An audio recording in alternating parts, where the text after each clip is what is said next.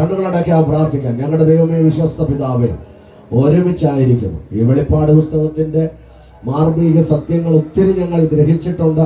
ദൈവം ഞങ്ങളുടെ കൃതജ്ഞതയിൽ തന്നിട്ടുമുണ്ട്. എന്നാൽ ഇന്ന് ഞങ്ങൾ സഭയായി ഈ വചനം അല്പനേരം ശ്രദ്ധിക്കുന്നു. കർത്താവേ, ഞങ്ങളോട് സംസാരിക്കണം, നല്ല ശബ്ദം തന്ന് മാനിക്കണം.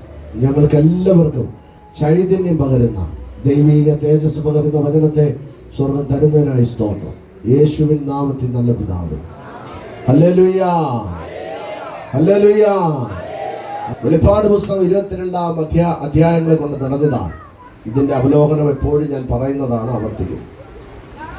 1-ാം അധ്യായം തേജസ്കരിക്കപ്പെട്ട ക്രിസ്തുവാണ്. 1-ാം അധ്യായം തേജസ്കരിക്കപ്പെട്ട ക്രിസ്തു. 2-3 അധ്യായങ്ങൾ ആസ്യയിലുള്ള 7 സഭകളാണ്. അത് എഫസോസ്, സ്മൂർന, പെർഗാമോസ്, തുയത്തൈര, സർദീസ്, ഫിലദൽഫിയ, ലബോദിക്യ എന്ന സഭകളാണ്. അത് 4-ാം അധ്യായം സ്വർഗത്തിന്റെ വെളിപ്പാടാണ്. ഭൂമിയിൽ ഒരു കാര്യം അവിടെ കാണിക്കുന്നില്ല, സ്വർഗത്തിലെ കാര്യം മാത്രം കാണിച്ചുകൊണ്ട് 4-ാം അധ്യായം വിരാമം കുറിക്കുന്നു. 5-ാം അധ്യായം അകത്തും പുറത്തും മുദ്രയിടപ്പെട്ട പുസ്തകം. ആ മുദ്രയിടപ്പെട്ട പുസ്തകത്തിനകത്ത് മുദ്രകൾക്കുള്ളിൽ എന്താണ് വെച്ചിരിക്കുന്നതെന്ന് കാണാൻ വേദനയോട് കരയുന്ന യോഹന്നാനെ കുറിച്ച് കാണുന്നു. കർത്താവിന്റെ ദാസൻ പാസ്റ്റർ സോമൻ അവറുകളെ ഈ വേദഭാഗം ധരിക്കുമ്പോൾ താൻ പറഞ്ഞു 24 സിംഹാസനത്തിൽ വെള്ളം ധരിച്ച വയോധികന്മാരെ കുറിച്ച്. അപ്പോൾ 24 സിംഹാസനത്തിൽ ഇരിക്കുന്ന വയോധികന്മാരായ പിതാക്കന്മാര് അവരെ പൊട്ടിക്കരഞ്ഞു. ഇതിനകത്ത് എന്താണെന്ന് ഒന്നറിയണമെന്ന് അവരാഗ്രഹിച്ചു. അപ്പോൾ ഒരു മൂപ്പൻ എഴുന്നേറ്റ് പറഞ്ഞു, കരയണ്ട, യഹൂദ ഗോത്രത്തിന്റെ സിംഹവും ദാവീദിന്റെ പേരുമായവൻ പുസ്തകവും അതിന്റെ 7 മുദ്രയും തുറപ്പാൻ തക്കവണ്ണം ജയം പ്രാപിച്ചു എന്ന് പറഞ്ഞ് ജയാളിയായ ക്രിസ്തുവിനെ ഈ അധ്യായത്തിനകത്ത് നമുക്ക് കാണാൻ കഴിയുന്നുണ്ട്. 5-ാം അധ്യായം. 6-ാം അധ്യായം എന്ന് പറയുന്ന വെളിപ്പാട് പുസ്തകം യാഗപീഠത്തിന് കീഴിൽ അറുക്കപ്പെട്ട ആത്മാക്കളാണ്. ഇന്നലകളിൽ ക്രിസ്തുവിന് വേണ്ടി രക്തസാക്ഷിത്വ മരണം വഹിച്ച നിരവധി പേരുടെ വലിയൊരു സംഖ്യ 6-ാം അധ്യായത്തിൽ കിടപ്പുണ്ട്. ഈ ക്രിസ്തുവിന് വേണ്ടി രക്തസാക്ഷിത്വ മരണം വഹിച്ച് മരിച്ചുപോയ പലരുടെയും നിലവിളി ഇവിടെ കേൾക്കുന്നു. എന്നാൽ ഈ അധ്യായത്തിന്റെ വലിയ അവസാനം സമയമുള്ളപ്പോൾ വായിച്ചാൽ മതി. അവർക്ക് വേണ്ടുന്ന മറുപടിയുമായിട്ടാണ് 6-ാം അധ്യായം പര്യവസാനം കൊടുക്കുന്നത്. കരമൊരുത്തി ഒരു സ്വതന്ത്രം ചെയ്യണം. ഹല്ലേലൂയ. 7-ാം അധ്യായത്തിലേക്ക് വരുമ്പോൾ വെളിപ്പാട് പുസ്തകം വിശുദ്ധരാണ്, വിശുദ്ധന്മാരെ കൊണ്ട് നിറഞ്ഞിരിക്കുന്നു. ഭൂമിയിലെ സഭകളെ കുറിച്ച് വ്യക്തമായി പറയുന്നുണ്ട്. പല സംഘടനകളും അവകാശപ്പെടുന്നുണ്ട് ഈ അധ്യായത്തെ കുറിച്ച്. ഇതിനകത്ത് പറഞ്ഞിരിക്കുന്ന 144,000 പേരുടെ പട്ടിക ഞങ്ങളുടെ സഭയാണെന്ന് അവകാശപ്പെടുന്ന ഒത്തിരി സഭകളുണ്ട്, സംഘടനകളുണ്ട്. ഞങ്ങളാണ് വിശുദ്ധര്, വിശുദ്ധ ജീവിതം നയിച്ച് വേർപാടും പാലിച്ച് ഇരിക്കുന്നത് ഞങ്ങളുടെ സഭയാണ്, ഞങ്ങളാണ് മണവാട്ടി സഭയെന്ന് പറയുന്ന ഒത്തിരി സംഘടനകൾ കേരളത്തിലല്ല, ഇന്ത്യയിലും ഭാരതത്തിലും ലോകമെമ്പാടും ഭൂമിയുടെ എല്ലാ വൻകരയിലും 5 വൻകരയിലും ഇതിനെക്കുറിച്ച് അവകാശപ്പെടുന്ന സംഘടനകളുണ്ട്, സമൂഹങ്ങളുണ്ട്. നമ്മൾ ആരോടും എതിരില്ല. വിശുദ്ധിയുള്ളവർ വിശുദ്ധരാകട്ടെ, തന്നെത്താൻ വിശുദ്ധീകരിക്കട്ടെ എന്ന് വേദഭാഗം പറയുന്നുണ്ട്. എന്നാൽ അഴുക്കാടുന്നവൻ ഇനിയും അഴുക്കാടട്ടെ എന്നും പറയുന്നു. ആ ഭാഗം ഞാൻ വിശദീകരിക്കുന്നില്ല. ഓരോ സംഘടനകളും ഞങ്ങളാണ് വിശുദ്ധരെന്ന് പറഞ്ഞ് വെള്ളം ധരിച്ചു മാത്രം കഴിയുന്ന ഒത്തിരി പേരുണ്ട്. നമ്മൾക്ക് ആരോടും പരാതിയോ പരിഭവമോ ഇല്ല. വേദപുസ്തകം അനുശാസിക്കുന്ന കാര്യം, ആമേൻ, നെല്ലും പതിരും വേർതിരിക്കുമ്പോൾ നല്ല നെൽമണി കളപ്പുരയും വരും. ഈ ആമേൻ നമ്മുടെ ആലപ്പുഴ സൈഡിൽ മീറ്റിങ്ങിനായി കഴിഞ്ഞ ദിവസങ്ങളിലൊക്കെ ഞാൻ ഒത്തിരി യാത്ര ചെയ്തു. ഈ യാത്ര ചെയ്യുന്ന സമയത്ത് അവിടെയും നെല്ലൊക്കെ അങ്ങോട്ട് വയലിൽ വിളഞ്ഞു കിടക്കുന്ന നെല്ലുകൾ കൊയ്തെടുത്തിട്ട് അതിൻ്റെ നെല്ലുകളൊക്കെ റോഡിൽ അടിച്ച് ഇങ്ങനെ പൊഴിച്ചിട്ടിട്ട് ആ നെല്ലുകളെടുത്ത് അമ്മച്ചിമാരിങ്ങനെ കാറ്റടിക്കുമ്പോൾ എതിർദിശയിൽ നിന്നിട്ട് ഈ നെല്ലുകൾ ഇങ്ങനെ കുടഞ്ഞിടും. അങ്ങനെ നോക്കുമ്പോൾ കാണാം അതിൻ്റെ പതിരുകളെല്ലാം കാറ്റത്ത് ദൂരോട്ട് പോകും. ഈ കുടയുന്ന നെൽമണികൾ അവൻ ഫലമുള്ളതെല്ലാം നേരെ തൂക്കിന് വീണ് വലിയൊരു കൂമ്പാരമായി നിൽക്കും. വേദപുസ്തകം അനുശാസിക്കുന്നത് 7-ാം അധ്യായത്തിൻ്റെ സത്യം ഇതാണ്. കാറ്റത്ത് പറന്നു പോകുന്ന പതിരുകളെ പോലെ വിശുദ്ധരല്ലാത്തവരെല്ലാം പോകും. വിശുദ്ധരായിരിക്കുന്ന ആരായിരുന്നാലും ഏത് സഭയായിരുന്നാലും വിശുദ്ധരെ കാണുന്ന ഒരു കാലം വരും. ഹല്ലേലൂയ. ദൈവം വേർതിരിക്കുമെന്നതാണ് നിർമ്മലമായ സത്യം. 8-ാം അധ്യായം എന്ന് പറയുന്നത് നമ്മൾ വായിക്കപ്പെട്ട 5-ാം അധ്യായത്തിന്റെ മുദ്ര പൊട്ടിക്കുമ്പോൾ വരുന്ന 7 കാകളമാണ്. ഈ 7 കാകളം ഊതാൻ ദൂതന്മാരെ ആക്കിയിട്ടുണ്ട്. ഞാൻ ആ ഭാഗമൊന്നും വിശദീകരിക്കുന്നില്ല. ദൂതന്മാർ കാകളമെടുത്ത് ഊതുന്നു. ഭൂമിയിലെ ഒരു ഭാഗം 2, 3, 4 ഭാഗമായി അതിനെ തരംതിരിച്ചിട്ട് ഓരോ ഭാഗത്തുള്ള ദൂതന്മാർ ഊതുമ്പോഴും ന്യായവിധി ഭൂമിയിൽ നടക്കുന്നുണ്ട്. എന്ന് വെച്ചാൽ അതിനകത്ത് മൂന്നിലൊരു ഭാഗം ജനം വീണുപോകും. അവരെ ദൈവം ഏൽപ്പിച്ചു കൊടുക്കുന്ന ഒരു സംഭവമാണ് 8-ാം അധ്യായം. 9-ാം അധ്യായത്തിനകത്ത് വിശുദ്ധരാണ് എന്ന് വെച്ചാൽ ആമേൻ. 9-ാം അധ്യായത്തിൽ വിശുദ്ധരല്ല, ആകാശത്തുനിന്ന് ഒരു നക്ഷത്രം താഴെ വരികയാണ്. അവിടെ അങ്ങനെയാണ് വായിക്കുന്നത്. ഒന്ന് വായിച്ചവളെ, ആകാശത്തുനിന്ന് നക്ഷത്രം താഴേക്ക് വീണു, അവൻ അഗാധകൂപത്തിന്റെ താക്കോൽ ലഭിച്ചു, കണ്ടു, അവൻ അഗാധകൂപം തുറന്നു, അഗാധകൂപത്തിൽ നിന്ന് അസംഖ്യം പുകപടലങ്ങൾ പറന്നു കയറി. ഈ പുകയ്ക്കകത്തൂടെ ആയിരക്കണക്കിന് പക്ഷികൾ പറന്നു വരുന്നതായിട്ടാണ് യോഹന്നാൻ കാണുന്നത്. പക്ഷികളല്ല, ഇത് പക്ഷികളെ പോലെ വരുന്ന വെട്ടിക്കിളികളെന്ന് ഇവിടെ അവകാശപ്പെടുന്നെങ്കിലും സത്യത്തിൽ ഇന്നത്തെ പഠിപ്പിക്കൽ അനുസരിച്ച് കട്ട് മിസൈലുകളും ന്യൂക്ലിയർ ബോംബുകളുമാണ് ഭൂമിയുടെ അതോ ഭാഗത്തുനിന്ന് രാജ്യങ്ങളെ തകർക്കുവാൻ പറന്ന് കയറുന്നതെന്ന് ഈ ഭാഗം നമുക്ക് പഠിക്കാൻ കഴിയുന്നുണ്ട്. ഇന്ന് ഉള്ള ഫ്ലൈറ്റുകളൊക്കെ കണ്ടു കഴിഞ്ഞാൽ, യുദ്ധ പ്ലെയിനുകൾ കണ്ടാൽ ഒരു കിളി പറന്ന് വരുന്ന പോലെ ഇരിക്കും. അതേ ഭാഗത്തിലുള്ള ചിറകുകൾ, അതേപോലുള്ള രീതികളെ, അതിൻ്റെ വീലുകളൊക്കെ കണ്ടു കഴിഞ്ഞാൽ ഒരു പക്ഷിയുടെ കാലിരിക്കുന്നത് പോലെ ആമേൻ വളരെ വ്യക്തമായിട്ട് പണി കഴിപ്പിച്ചിരിക്കുന്ന യോഹന്നാന്റെ വെളിപ്പാട് തെറ്റല്ല.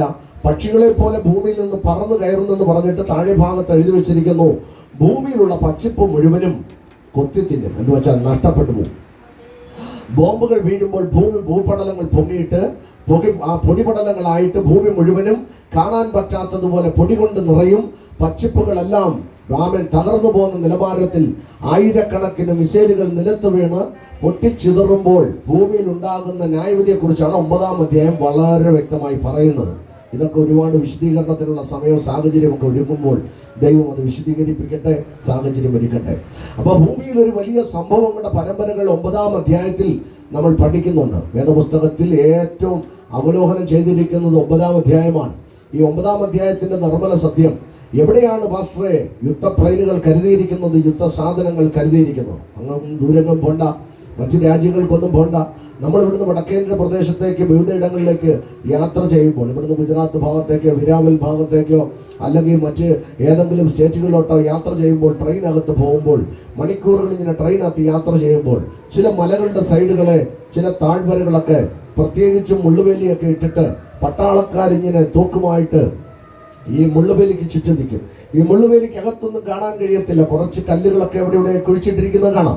ഈ കല്ലുകൾക്കകത്ത് പല സൈസിലെ പെയിന്റുകളൊക്കെ അടിച്ചിട്ട് ആ കല്ലിനകത്ത് 1500, 250, ബാർ 4 അങ്ങനെ പല വിധത്തിലുള്ള നമ്പറുകൾ, കോഡുകൾ അവർ ഇട്ടിട്ടുണ്ട്. നമ്മൾ ഒരു പ്രാവശ്യം യാത്ര ചെയ്യുമ്പോൾ ഞാൻ ഈ കമ്പാർട്ട്മെന്റിലുള്ള ഒരു പട്ടാളക്കാരനോട് ചോദിച്ചു, ചേട്ടാ ഇതെന്താണ് ഇങ്ങനെ? അദ്ദേഹം പറഞ്ഞു, ഈ ഇന്ത്യ ഗവൺമെന്റ് സൂക്ഷിച്ചു വെച്ചിരിക്കുന്ന ബോംബുകളാണ്. വിവിധ ഇടങ്ങളിൽ നമ്മുടെ രാജ്യത്തിന്റെ സുരക്ഷതയ്ക്ക് വേണ്ടി ഇന്ത്യ ഗവൺമെന്റ് തന്നെ കരുതി വെച്ചിരിക്കുകയാണ്. അവിടെ ആർക്കും എടുക്കാൻ പറ്റത്തില്ല. അവിടെ പ്രത്യേകം മിലിറ്ററി ഫോഴ്സിനെ അവിടെ വെച്ചിരിക്കുകയാണ്. ഞാൻ പറഞ്ഞതിന്റെ സാരം, ഒരു പ്രശ്നം വരുമ്പോൾ ഭൂമിക്ക് അതോ ഭാഗത്ത് വെച്ചിരിക്കുന്ന ബോംബുകൾ കൊണ്ടുവന്ന് ഏത് രാജ്യമാണോ അവർക്കെതിരായി വരുന്നത് അവർക്ക് നേരെ റഡാർ തിരിച്ചടിക്കത്തക്കതുപോലെ ശക്തമായി പുറത്തു വരുന്ന രാജ്യമായി ഭാരതവും കിടപിടിച്ച് നിൽക്കുന്ന ഒരു സാഹചര്യമാണ് ഇന്നത്തെ കാലഘട്ടത്തിൽ നാം കണ്ടുകൊണ്ടിരിക്കുന്നത്. പഠിക്കുന്ന കുഞ്ഞുങ്ങൾക്കറിയാം, ഇവിടുത്തെ ഏറ്റവും നല്ല സയന്റിസ്റ്റ് ആയിരുന്ന നമ്മുടെ അബ്ദുൽ കലാം സാറിനെ പോലെയുള്ള തലയുള്ള ലോക ചരിത്രത്തിൽ ഇടം പിടിച്ചിരിക്കുന്ന വലിയ വൻമരങ്ങളെ പോലുള്ള, പടുകുറ്റം വൃക്ഷങ്ങളെ പോലുള്ള, വൻ ശക്തികളെ പോലുള്ള മനുഷ്യർ പാർത്തിരുന്ന രാജ്യമായതുകൊണ്ട് എല്ലാ രാജ്യത്തിനും ബഹുമാനപ്പെട്ട അബ്ദുൽ കലാം അവരുടെ ഭയമായതുകൊണ്ടും എന്താണ് ഇവിടെ ആറ്റത്തിനകത്ത് ചെയ്തു വെച്ചിരിക്കുന്നതെന്നുള്ള ഭീതി മനുഷ്യന്റെയും രാജ്യങ്ങളുടെയും രാജ്യ തലവന്മാരുടെയും ഭരണകർത്താക്കളുടെയും നെറുകയിൽ കിടക്കുന്നത് കൊണ്ട് രാജ്യങ്ങൾ പണികഴിപ്പിച്ചു വെച്ച സാധനങ്ങൾ എന്താണെന്ന് പോലും ചിന്തിക്കാൻ കഴിയാത്ത നിലത്തിൽ ലോകരാജ്യത്തിന്റെ വിസ്തൃതിയിലേക്ക് ഭാരതം കടപിടിച്ച് കയറുമ്പോൾ ഒന്ന് നമുക്കറിയാം, വെളിപ്പാട് പുസ്തകം 9-ാം അധ്യായത്തിൽ പറയുന്നത് പോലെ, യോഹന്നാൻ വെളിപ്പാടിൽ കണ്ടെങ്കിൽ ആത്മാവിൽ ദൈവമക്കൾക്കറിയാം, ഈ കാലഘട്ടം തങ്ങളിൽ താരതമ്യപ്പെടുത്തുമ്പോൾ ഒന്ന് മനസ്സിലാക്കാൻ കഴിയുന്നു. വെട്ടിക്കിളി എന്ന് ഭൂമിക്കടിയിൽ വെച്ചിരിക്കുന്ന വെട്ടിക്കിളിയല്ല, ഇത് കട്ട് മിസൈലുകളായി ലോകരാജ്യങ്ങളെ തകർക്കാൻ കയറുന്ന ഒരു കാലമുണ്ടെന്ന് വളരെ വ്യക്തമായി വചനം വിളിച്ചു പറയുന്നു. കരമുയർത്തി കർത്താവിന്റെ മഹത്വം കൊടുത്തോട്ടെ. ലോകത്തെ മുടിച്ചു കളയുന്ന സംഭവങ്ങളുടെ പരമ്പരകളാണ് 9-ാം അധ്യായം. നിർത്തുന്നു ഞാൻ ആ ഭാഗം. 10-ാം അധ്യായം, വെളിപ്പാട് പുസ്തകം 10-ാം അധ്യായം. അവിടെ 3 പുസ്തകങ്ങളെ കാണിക്കുന്നുണ്ട്, സമയമില്ല.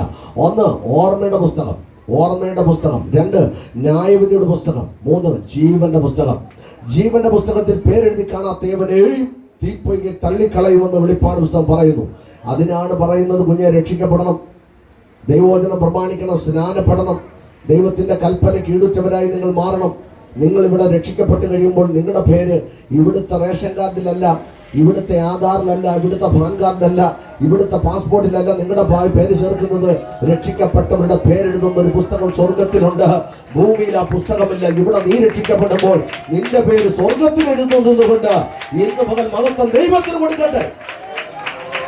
ഇവിടെ നിന്റെ എല്ലാ ആധാറിലും പാൻ കാർഡിലും റേഷൻ കാർഡിലും പാസ്പോർട്ടിലും, ഇവിടെ പഞ്ചായത്തിലും വില്ലേജിലും താലൂക്കിലും ഇവിടുത്തെ രാഷ്ട്രീയക്കാരുടെ നടുവിലും പാർട്ടി ഓഫീസുകളിലും നിന്റെ അഡ്രസ്സ് സഹിതമുണ്ട് സുഹൃത്തെ. പക്ഷെ നിന്റെ അഡ്രസ്സ്, രക്ഷിക്കപ്പെട്ടവന്റെ അഡ്രസ്സ് മറ്റൊരിടത്ത് എഴുതിയിട്ടുണ്ട്. അത് സ്വർഗത്തിലായതുകൊണ്ട് ഞാൻ എന്റെ ദൈവത്തെ വാഴ്ത്തുകയാണ്.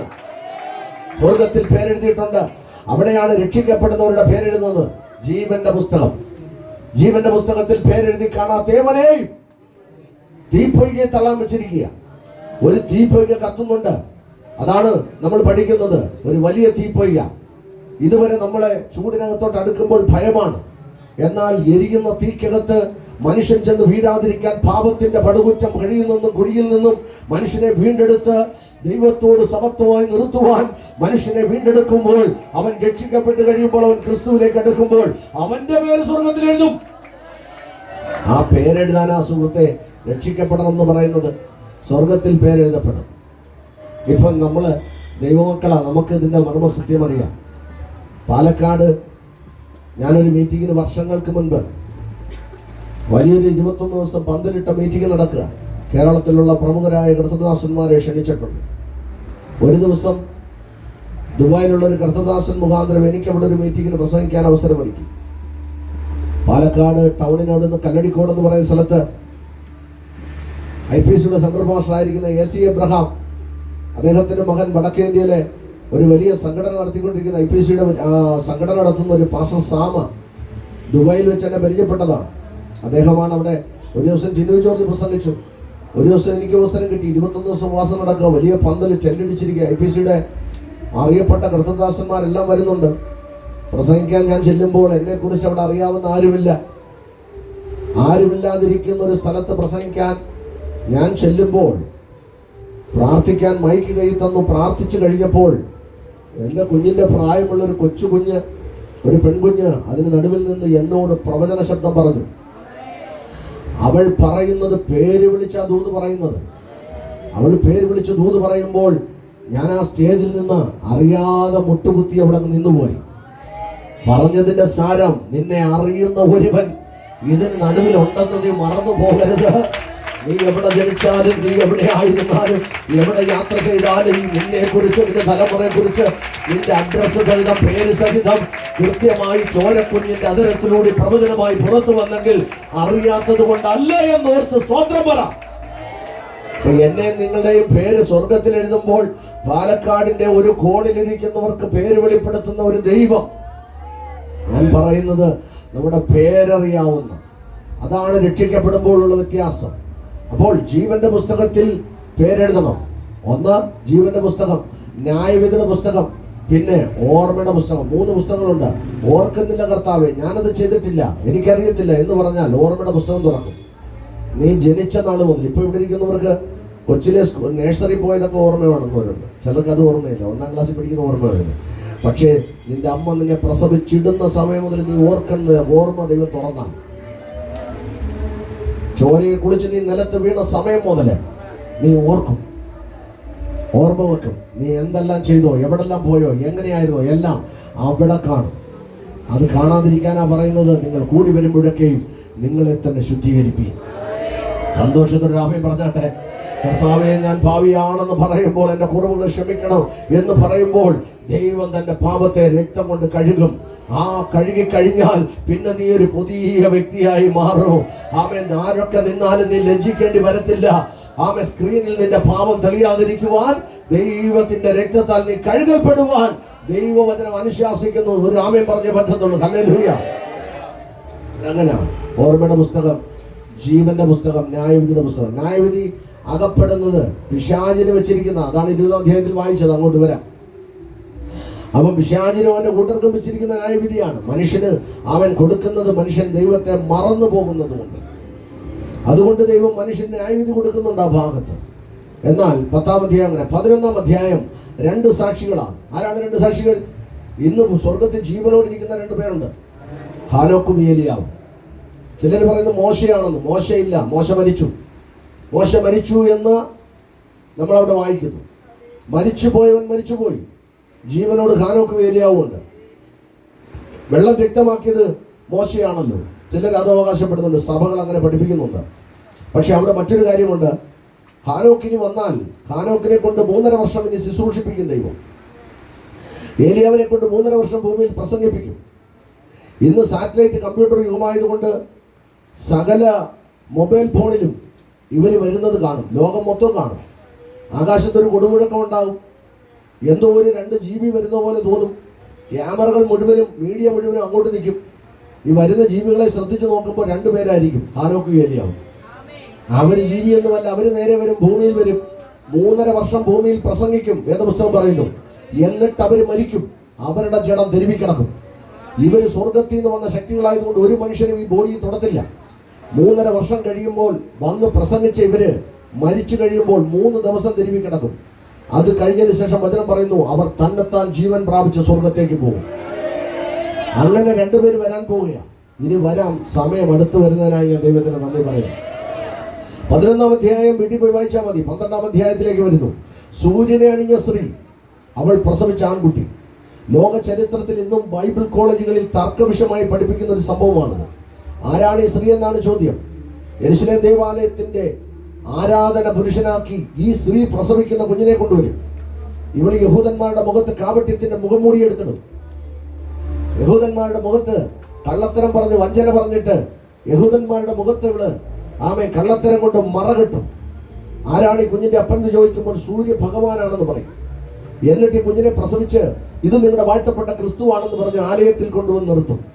ക്രിസ്തു എന്ന വ്യാജപ്പേരോട് നിർത്തിയിരിക്കുന്ന കുഞ്ഞ് അവിഹിത ബന്ധത്തിലുണ്ടായ കുഞ്ഞാണ്. ആ കുഞ്ഞിന്റെ പിതാവ് സൂര്യ ഭഗവാനാണ്. എന്നിട്ട് ഇതിനെ വളർത്തിക്കൊണ്ടുവരും. ഈ കുഞ്ഞ് വളർന്നു വന്ന് ആരാധന നടത്തും യെരുശലേം ദേവാലയത്തിനകത്ത്. യഹൂദന്മാരെ വഞ്ചിച്ച് ആരാധന നടത്തിക്കൊണ്ടിരുന്നിട്ട് യഹൂദന്മാർ വെറുക്കപ്പെട്ട പെൺപന്നിയെ കൊണ്ടുവന്ന് അറത്ത് യാഗം നടത്തും. അപ്പോഴാണ് അവർക്ക് ബോധം വരുന്നത്, ഇവൻ ഞങ്ങളുടെ ക്രിസ്തുവല്ല, ഞങ്ങൾ അബദ്ധത്തിൽ പെട്ടുപോയി. അവിടെയാണ് എഴുതിയിരിക്കുന്നത്, അവർ കുത്തിയവങ്കിലേക്ക് നോക്കും, ഞങ്ങൾക്ക് ചതുവ് പറ്റിപ്പോയെന്ന് മനസ്സിലാക്കും. അവനെ ഒരുമിച്ച് നിലവിളിക്കാൻ തുടങ്ങും. അപ്പോഴാണ് ലോകത്തോട് എതിർക്കും, ജാതിയോട് എതിർക്കും. യുദ്ധങ്ങളും ക്ഷാമങ്ങളും ഭൂകമ്പങ്ങളും ദേശത്തുണ്ടാകും.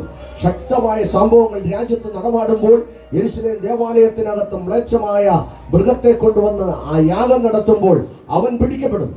ഈ സമയത്താണ് കുത്തിമതിലേക്ക് നോക്കി മണലാരുണ്യത്തിലിരുന്ന് സകല അമ്മച്ചിമാരും അപ്പന്മാരും ആകാശത്തേക്ക് നോക്കി പൊട്ടിക്കരഞ്ഞിട്ട് പറയും, ഞങ്ങളുടെ ക്രിസ്തുവെന്ന് പറഞ്ഞ് പണ്ട് കാലത്ത് വന്ന രക്ഷിതാവിനെ ഞങ്ങളുടെ പിതാക്കന്മാർ അംഗീകരിച്ചില്ല, ഞങ്ങൾ വിശ്വസിക്കുന്നെന്ന് പറയുമ്പോൾ ആകാശം തുറന്ന് സഭയെടുക്കുവാൻ തന്റെ പുത്രൻ വെളിപ്പെടും.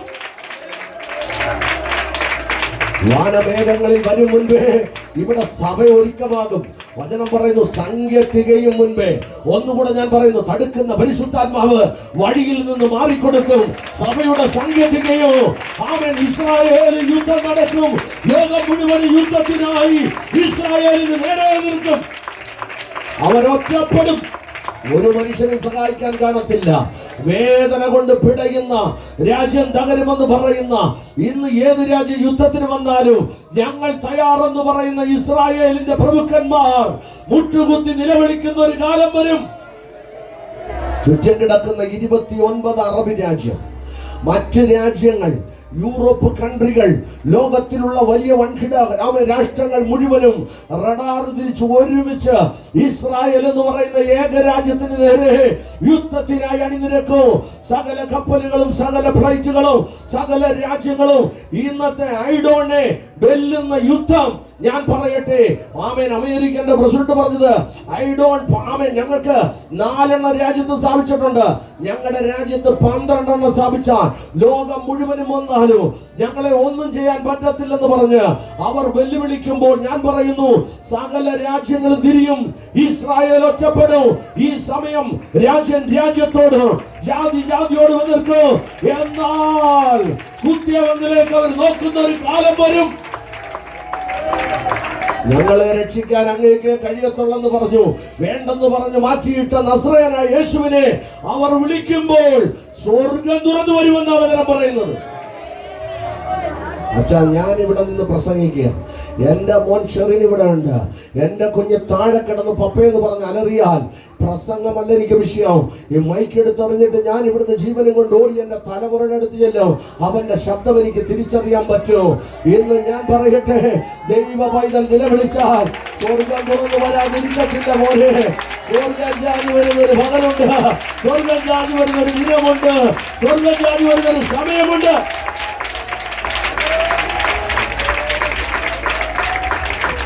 Hallelujah, hallelujah. നമ്മുടെ ദൈവം കടന്നു വരും. ഞാനത് വിശ്വസിക്കുന്നു. വേദപുസ്തകം പഠിക്കുമ്പോൾ അങ്ങനെ അടുക്കും ചിട്ടയായിട്ടാണ് പഠിപ്പിക്കുന്നത്. അങ്ങനെ കർത്താവ് തന്റെ ഗംഭീരനാഥ ശബ്ദത്തോട് വരും. തന്റെ കുഞ്ഞുങ്ങളുടെ നിലവിളി കേൾക്കുമ്പോൾ സ്വർഗം വരാതിരിക്കത്തില്ല. 12-ാം അധ്യായത്തിൽ ഇവൾ ചതിക്കും ഇസ്രായേലിനെ. അവൻ പിന്നത്തേതിൽ അവളെ 18-ാം അധ്യായത്തിലാണ് നമ്മൾ കാണുന്നത്. അത് ഞാൻ പിന്നെ വിശദീകരിക്കാം. 13-ാം അധ്യായം അവിടെ എഴുതിയിരിക്കുന്നത് ഇങ്ങനെ: 10 കൊമ്പ്, മനുഷ്യമുഖത്തോട് ചേർന്ന മുഖം, നെറ്റിക്ക് നടുവിൽ ഒരു കണ്ണ്, പുള്ളിപ്പുലിക്ക് സമൂടല്, കരടിക്ക് തുല്യം കാല്, വിചിത്ര ജീവി കയറി വരുക. ഇന്ന് വരെ ലോകം കണ്ടിട്ടില്ലാത്തൊരു ജീവി. ഈ ജീവി എന്താണെന്ന് ഇന്നും പലരും ചോദിക്കുക. ഈ ജീവിയെ കുറിച്ച് പഠിക്കുമ്പോൾ 10 കൊമ്പ് 10 രാജ്യമാണ്. തെളിയിച്ചു തരാം. സക്രിയ പ്രവചനം 2-ാം അധ്യായം വായിക്കുമ്പോൾ സക്രിയാവ് കാണുന്നുണ്ട്, വായിക്കണ്ട. അവിടെ എഴുതിയിരിക്കുന്നു, ഞാൻ 4 കൊമ്പ് കണ്ടു. ഇതെന്താവുന്ന കർത്താവേ എന്ന് ചോദിച്ചപ്പോൾ സക്രിയാവിനോട് ദൈവം പറഞ്ഞു, യെരൂശലേം, ഇസ്രായേൽ, യഹൂദ ഇവരെ ചിതറിക്കാൻ വന്ന കൊമ്പുകളാണ്. കേട്ടോണം, ഇസ്രായേൽ, യെരൂശലേം, യഹൂദ 3 രാജ്യത്തെ ചിതറിക്കാൻ 4 കൊമ്പ് വന്നു. സക്രിയാവിന് അവൻ വീണ്ടും തലപൊക്കി നോക്കി, 4 കൊല്ലന്മാരെ കണ്ടു. ഇതെന്താന്ന് കർത്താവേ എന്ന് ചോദിച്ചു. ഇത് 4 കൊല്ലന്മാരാവുന്നു. എന്തിനാണെന്ന് ചോദിച്ചപ്പോൾ പറഞ്ഞു, കൊല്ലന്മാരെ ഞാൻ എഴുന്നേൽപ്പിച്ചത് കൊമ്പ് മുറിക്കാനാണ്. ഇവിടെ താമസിക്കാൻ നിങ്ങൾക്കറിയത്തില്ല, വനപ്രദേശത്തിനടുത്ത് താമസിക്കാൻ ഞങ്ങൾക്കറിയാം. കാട്ടിൽ പോകുമ്പോൾ തീ വന്ന് ഇങ്ങനെ കാടെല്ലാം കത്തിക്കിടക്കുന്ന സമയത്ത് മൃഗങ്ങളുടെ കൊമ്പ് പൊടിഞ്ഞ് കിടക്കും. കാട്ടുപോത്തിന്റെ മറ്റു മൃഗങ്ങളുടെയൊക്കെ കൊമ്പ് കിടക്കുമ്പോൾ ഞങ്ങളുടെ പിതാക്കന്മാർ ആ കൊമ്പെടുത്തോണ്ട് വന്ന് ഞങ്ങളുടെ നാട്ടിലെ കൊല്ലന്മാരെ ഏൽപ്പിക്കും. കൊല്ലന്മാരെ ഏൽപ്പിച്ചിട്ട് പറയും, ഞങ്ങളുടെ കൊടുവാളിന്റെ പിടി ഇതുകൊണ്ടായിരിക്കണം. പിടി കിട്ടിയോ? തീക്കകത്ത് വേഗാത്ത കൊമ്പെടുത്തോണ്ട് വന്ന വീട്ടിലെ ആയുധത്തിന് പിടിയൊഴിക്കുന്നത്. ഇത് നമുക്ക് മുറിക്കാൻ പറ്റത്തില്ല ചാ. നമ്മുടെ വീട്ടിലെ കൊടുവാളിന് വെട്ടിയാ മുറിയത്തില്ല. ഇത് മുറിക്കാൻ കൊല്ലന്മാർ വേണം. സക്രിയ പ്രവചനത്തിനകത്ത് ഇസ്രായേലിനോട് ദൈവം പറയുന്നു, നമുക്ക് വേണ്ടി 4 കൊല്ലന്മാരെ ഞാൻ എഴുന്നേൽപ്പിച്ചിട്ടുണ്ട്. ചില കൊമ്പുകളെ മുറിക്കാൻ ഞാൻ കൊല്ലന്മാരെ നിങ്ങളുടെ മധ്യത്തിൽ അയക്കും. എന്തിനാണെന്ന് അറിയാമോ? ഇതുവരെ ആയുധം പണിതത് അവരാണ്. ശത്രു പണിയുന്ന ആയുധത്തിന് മൂർച്ചയില്ല. വരാവാത്ത വാള്, മുറിയാത്ത അരം. ഇതുകൊണ്ടുവന്ന് ഇസ്രായേലിന്റെ കൈ കൊടുത്തിട്ട് പണിഞ്ഞെന്ന് പറയും. ശത്രുക്കൾ വരുമ്പോൾ വീട്ടിനകത്ത് ഓടിച്ചെന്ന് വാളെടുത്തുകൊണ്ടൊന്ന് വെട്ടും. കയ്യിലിരിക്കുന്ന വാളുകൾ ഊരി തെറിച്ചു പോകും. ശത്രുക്കളുടെ കയ്യിൽ ആയുധം മൂർച്ചയുള്ളതാ. അവർ ഇസ്രായേലിനെ അരിഞ്ഞു വെട്ടി തള്ളിക്കൊണ്ടിരിക്കും. ഇസ്രായേലിലെ ആളുകൾ ചത്തുപോയിക്കൊണ്ടിരിക്കുക. പക്ഷെ ഇവരുടെ ആയുധത്തിന് മൂർച്ചയില്ല. ഇവര് പണിയുന്ന പെരിസര് നല്ലപോലെ പണിതു കൊടുക്കത്തില്ല. സ്വർഗത്തിലെ ദൈവത്തിന് അത് മനസ്സിലായിട്ട് പറഞ്ഞു, ഇനി നമ്മുടെ ആയുധം പുറത്ത് പണിയണ്ട, നമ്മുടെ ആയുധം അകത്ത് പണിയണം. മനസ്സിലായ ദൈവജനത്തിനായി സ്വന്തം ആയുധം പണിയാൻ അകത്ത് പണിക്കാരൻ വേണം. പുറത്തുള്ളവന്റെ പണി നമുക്ക് വിശ്വസിക്കാൻ പറ്റത്തില്ല. അകത്ത് നീ പണി, അകത്ത് വെളിപ്പാട്, അകത്ത് പ്രവചനം, അകത്ത് ദർശനം, അകത്ത് ദൈവകൃപ, അകത്ത് ദീർഘവീക്ഷണം. അകത്ത് കൃപയുള്ളവനുണ്ടെങ്കിൽ, ഉണ്ടാവുള്ളവനുണ്ടെങ്കിൽ ഒരുത്തരും നിന്നെ തകർക്കാൻ പറ്റത്തില്ല. നീ നിന്റെ വാളിന് മൂർച്ച കൂട്ടുന്നത് പോലെ ഒരു ശത്രു ആയുധം മൂർച്ച കൂട്ടി തരത്തില്ല. ശത്രു അവന്റെ തല പോകുമെന്ന് ഇന്ന് പകൽ മൂർച്ച കൂട്ടിക്കോ. നിനക്കെതിരെ വരുന്ന യുദ്ധത്തിന്, പ്രശ്നത്തിന് നിന്റെ നാവ് ഒരു വാളായി സ്വത്രം പറഞ്ഞുകൊണ്ടിരിക്കുക, മൂർച്ച കൂട്ടിക്കൊണ്ടിരിക്കുക. പണിപ്പുരക്കകത്ത് കയറ്, നീ ഒരു കൊല്ലനായി മാറ്. നിന്റെ കരുത്തിൽ തന്ന ആയുധം ഇന്ന് പകൽ അവൻ ഉരച്ചുകൊണ്ടിരിക്കുക. രക്തം ജയമെടുക്കുന്നു. സക്രിയാവിന് ബോധ്യമായി കൊല്ലന്മാർ നമുക്ക് വേണ്ടി ദൈവം അയച്ചതാ. ഇനി നമ്മൾ പരാജയപ്പെടത്തില്ല. ഇനി നമ്മൾ പാളയത്തിൽ തലപോകത്തില്ല. ഇനി നമ്മുടെ സഹോദരങ്ങൾ മരിച്ചു വീഴത്തില്ല. ഇനി നമ്മുടെ കയ്യിൽ ആയുധം മൂർച്ചയുള്ളതായിരിക്കും. ഇനി ആരുടെയും മുമ്പിൽ മുട്ടുമുട്ടണ്ട. യഹോവ ഞങ്ങൾക്ക് വേണ്ടി വിശ്വാസത്തോട് സ്വന്തം ചെയ്തു. ഇതുവരെ നിങ്ങൾക്ക് പരാജയമാണ്. 2025 5-ാം മാസം ആത്മാവിന്റെ ഇടപെടലുണ്ട്. തമ്പുരാൻ നിന്നെ മാനിക്കാതിരിക്കത്തില്ല.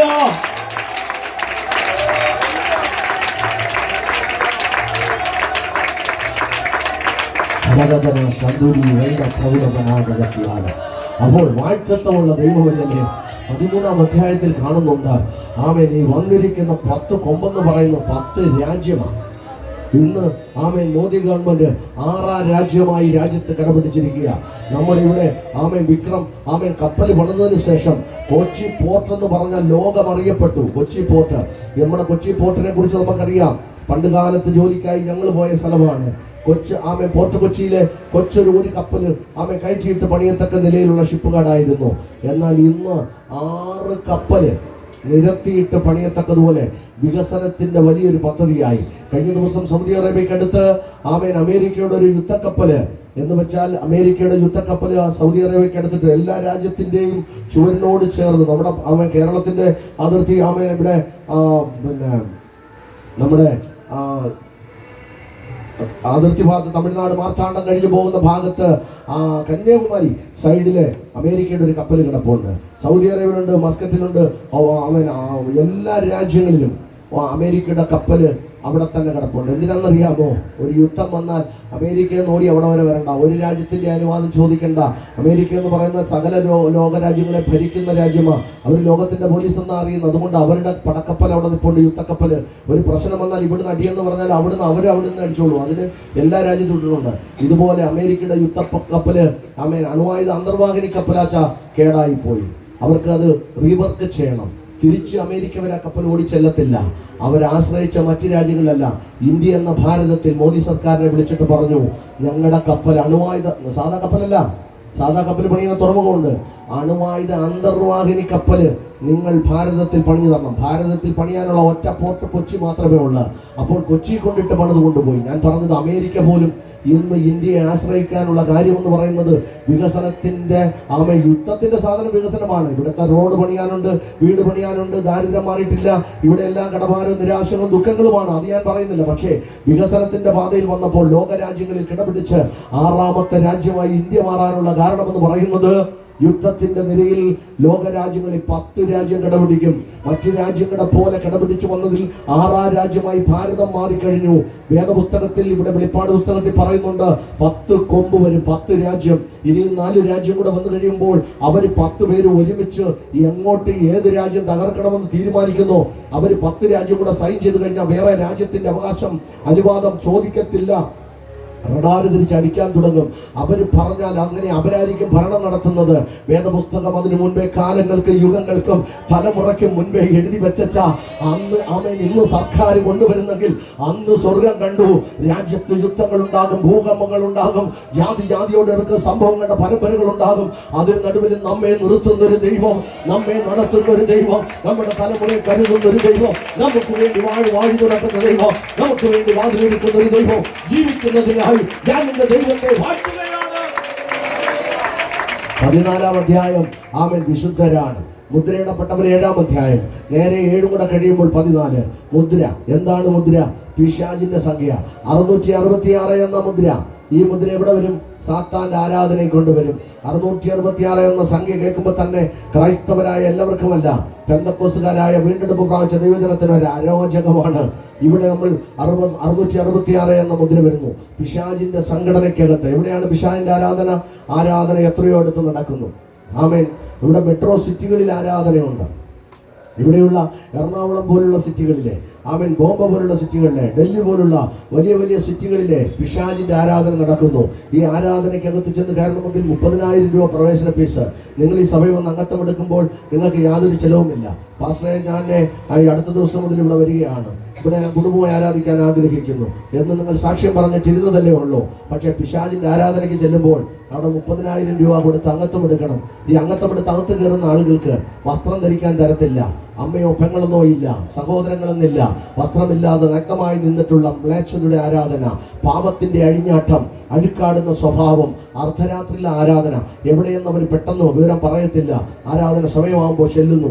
ഇങ്ങനെ ചെല്ലുന്നവർക്ക് കയറി ചെന്ന് കഴിയുമ്പോൾ ബൈബിൾ തുറന്നു വെച്ച് ചവിട്ടിത്തേച്ച് തുപ്പിയിട്ട് യേശു ദൈവമല്ലെന്ന് പറയണം. യേശുവിനെ തള്ളിപ്പറഞ്ഞ് അവരുടെ കൈയുടെ തുമ്പറത്ത് രക്തം കൊണ്ട് അവരുടെ നെറുകയിലിട്ട് സത്യം ചെയ്യണം.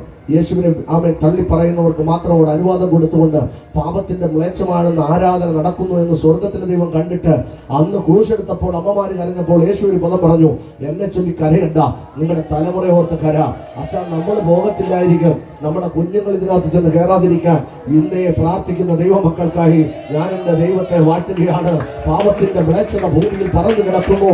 മനുഷ്യനല്ലാതെ മാറുന്നു, മൃഗമായി മാറുന്ന കാലഘട്ടത്തേക്ക് ലോകം പോയിക്കൊണ്ടിരിക്കുമ്പോൾ വിശുദ്ധി പ്രാപിച്ച ദൈവജനത്തിന് ഒന്ന് വചനം പറയുന്നു, 666 എന്ന് പറയുന്ന സംഖ്യ അത് പിശാചിന്റെ സംഖ്യയാണ്. സാത്താന്റെ ആരാധനയ്ക്കകത്തുനിന്ന് ഉടലെടുത്ത് വരുന്നു. അനേക കുഞ്ഞുങ്ങളെ വഴിതെറ്റിച്ചുകൊണ്ടിരിക്കുന്നു. ഈ ആരാധന കണ്ടിട്ട് ദൈവം അന്നേ പറഞ്ഞു കഴിഞ്ഞു. ഞാൻ വിശദീകരിക്കാൻ ഒത്തിരി ഉണ്ട്, ഞാൻ അവിടെ നിർത്തുകയാണ്. എൻ്റെ വിഷയം അതല്ല. ആമേൻ. പിന്നത്തേത് നമ്മൾ 15-ാം അധ്യായം തീക്കടലാണ്. നമ്മൾ പല കടലുകളും കണ്ടിട്ടുണ്ട്. ആമേൻ. എന്നാൽ ഇവിടെ തീക്കടലാ കാണുന്നത്. പല കടലുകളിൽ യാത്ര ചെയ്തിട്ടുണ്ട്. തീക്കടൽ ലോക ചരിത്രത്തിൽ ദേ വരുന്നുണ്ട്. മലാക്കി പ്രവചനം 4:1 പറയുന്നു, ചൂള പോലെ കത്തുന്ന ഒരു ദിവസം വരും. അങ്ങനെ കത്താനെ കൊണ്ട് വേരും കൊമ്പും ഭൂമിക്കടിയിലിരിക്കുന്നവരെ കത്തുമെങ്കിൽ ഇവിടെ പറയുന്നത് ഒരു സത്യം ഇതാണ്. ആമേൻ. ഒരു കടൽ പോലെ തീ കത്തുന്നുണ്ട്. ഈ തീക്കകത്തുനിന്ന് ആർക്ക് പിടിപ്പിക്കാൻ പറ്റും? ആമേൻ. 16-ാം അധ്യായം ക്രോധകലശമാണ്. ഭൂമിയിൽ മൂന്നിലൊരു ഭാഗം ജനത്തെ കൊന്നുകളയാൻ ഭൂമിയിൽ ദൂതന്മാർ ക്രോധകലശം ചരിക്കുന്നു, ന്യായവിധി നടക്കുന്നു. ആമേൻ. 17-ാം അധ്യായം മഹദിയാം ബാബിലോൺ. ഈ 12-ാം അധ്യായത്തിൽ വന്ന സ്ത്രീ ഇവിടെ വരുന്നത്, ഇവൾ പ്രസവിക്കുന്ന ആൺകുട്ടിയുടെ ചരിത്രം പറഞ്ഞിട്ട് പിന്നെ ഇവിടെ വരുന്നുണ്ട് 17-ാം അധ്യായത്തിൽ. ആമേൻ. 18-ാം അധ്യായം വേറെയാണ്. ആമേൻ. മഹദിയാം ബാബിലോണാണ്. മർമ്മം മഹദിയാം. വെളിപ്പാട് പുസ്തകം 22-ാം അധ്യായങ്ങളെ കൊണ്ട് നിറഞ്ഞതാണ്.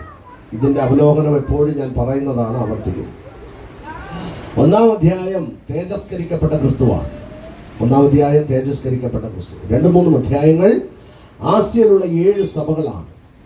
അത് എഫസോസ്, സ്മൂർന, പെർഗാമോസ്, ത്വയ്തൈര, സർദീസ്, ഫിലദൽഫിയ, ലബോദിക്യ എന്ന സഭകളാണ്. അത് 4-ാം അധ്യായം സ്വർഗത്തിന്റെ വെളിപ്പാടാണ്. ഭൂമിയിൽ ഒരു കാര്യം അവിടെ കാണിക്കുന്നില്ല, സ്വർഗത്തിലെ കാര്യം മാത്രം കാണിച്ചുകൊണ്ട് 4-ാം അധ്യായം വിരാമം കുറിക്കുന്നു. 5-ാം അധ്യായം അകത്തും പുറത്തും മുദ്രയിടപ്പെട്ട പുസ്തകം. ആ മുദ്രയിടപ്പെട്ട പുസ്തകത്തിനകത്ത് മുദ്രകൾക്കുള്ളിൽ എന്താണ് വെച്ചിരിക്കുന്നതെന്ന് കാണാൻ വേദനയോട് കരയുന്ന യോഹന്നാനെ കുറിച്ച് കാണുന്നു. കർത്താവിന്റെ ദാസൻ പാസ്റ്റർ സോമൻ അവർകളെ ഈ വേദഭാഗം ഉദ്ധരിക്കുമ്പോൾ താൻ പറഞ്ഞു 24 സിംഹാസനത്തിൽ വെള്ളം ധരിച്ച വയോധികന്മാരെ കുറിച്ച്. അപ്പോൾ 24 സിംഹാസനത്തിൽ ഇരിക്കുന്ന വയോധികന്മാരായ പിതാക്കന്മാര് അവരെ പൊട്ടിക്കരഞ്ഞു. ഇതിനകത്ത് എന്താണെന്ന് ഒന്നറിയണമെന്ന് അവർ ആഗ്രഹിച്ചു. അപ്പോൾ ഒരു മൂപ്പൻ എഴുന്നേറ്റ് പറഞ്ഞു, കരയണ്ട, യഹൂദ ഗോത്രത്തിന്റെ സിംഹവും ദാവീദിന്റെ പേരുമായവൻ പുസ്തകവും അതിന്റെ 7 മുദ്രയും തുറപ്പാൻ തക്കവണ്ണം ജയം പ്രാപിച്ചു എന്ന് പറഞ്ഞ് ജയാളിയായ ക്രിസ്തുവിനെ ഈ അധ്യായത്തിനകത്ത് നമുക്ക് കാണാൻ കഴിയുന്നുണ്ട്. 5-ാം അധ്യായം. 6-ാം അധ്യായം എന്ന് പറയുന്ന വെളിപ്പാട് പുസ്തകം യാഗപീഠത്തിന് കീഴിൽ അറുക്കപ്പെട്ട ആത്മാക്കളാണ്. ഇന്നലകളിൽ ക്രിസ്തുവിന് വേണ്ടി രക്തസാക്ഷിത്വം മരണം വഹിച്ച നിരവധി പേരുടെ വലിയൊരു സംഖ്യ 6-ാം അധ്യായത്തിൽ കിടപ്പുണ്ട്.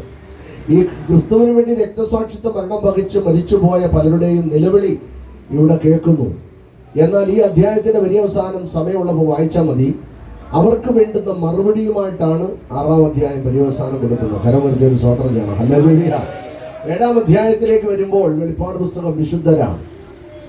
വിശുദ്ധന്മാരെ കൊണ്ട് നിറഞ്ഞിരിക്കുന്നു. ഭൂമിയിലെ സഭകളെ കുറിച്ച് വ്യക്തമായി പറയുന്നുണ്ട്.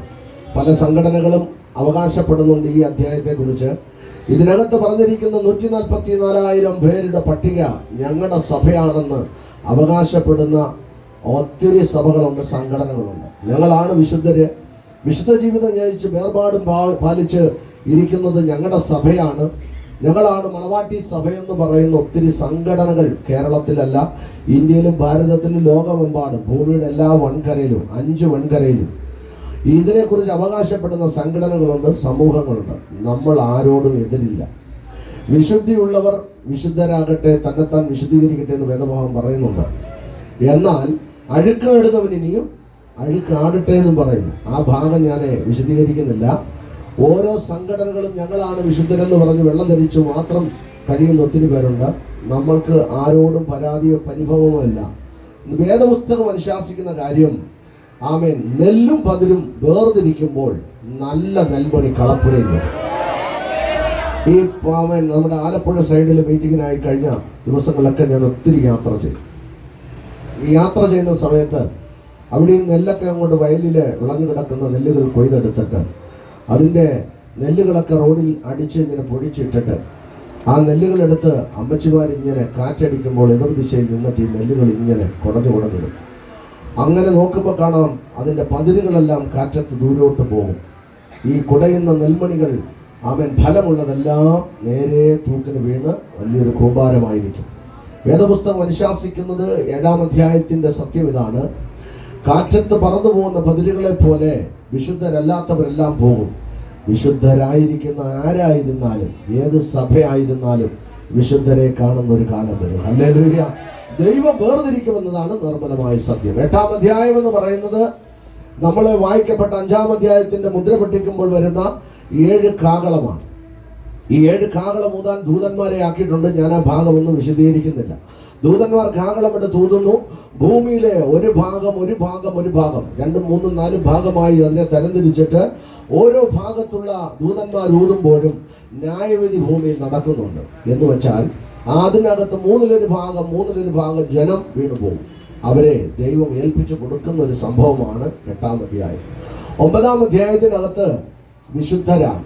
എന്ന് വെച്ചാൽ, ആമേൻ, 9-ാം അധ്യായത്തിൽ വിശുദ്ധരല്ല, ആകാശത്തുനിന്നൊരു നക്ഷത്രം താഴെ വരികയാണ്. അവിടെ അങ്ങനെയാണ് വായിക്കുന്നത്. ഒന്ന് വായിച്ചവളെ, ആകാശത്തുനിന്ന് നക്ഷത്രം താഴേക്ക് വീണു. അവൻ അഗാധകൂപത്തിന്റെ താക്കോൽ ലഭിച്ചു. കണ്ടു. അവൻ അഗാധകൂപം തുറന്നു. അഗാധകൂപത്തിൽ നിന്ന് അസംഖ്യം പുകപടലങ്ങൾ പറന്നു കയറി. ഈ പുകയ്ക്കകത്തൂടെ ആയിരക്കണക്കിന് പക്ഷികൾ പറന്നു വരുന്നതായിട്ടാ യോഹന്നാൻ കാണുന്നത്. പക്ഷികളല്ല, ഇത് പക്ഷികളെ പോലെ വരുന്ന വെട്ടിക്കിളികളെന്ന് ഇവിടെ അവകാശപ്പെടുന്നെങ്കിലും സത്യത്തിൽ ഇന്നത്തെ പഠിപ്പിക്കൽ അനുസരിച്ച് കട്ട് മിസൈലുകളും ന്യൂക്ലിയർ ബോംബുകളുമാണ് ഭൂമിയുടെ അതോ ഭാഗത്തുനിന്ന് രാജ്യങ്ങളെ തകർക്കുവാൻ പറന്ന് കയറുന്നതെന്ന് ഈ ഭാഗം നമുക്ക് പഠിക്കാൻ കഴിയുന്നുണ്ട്.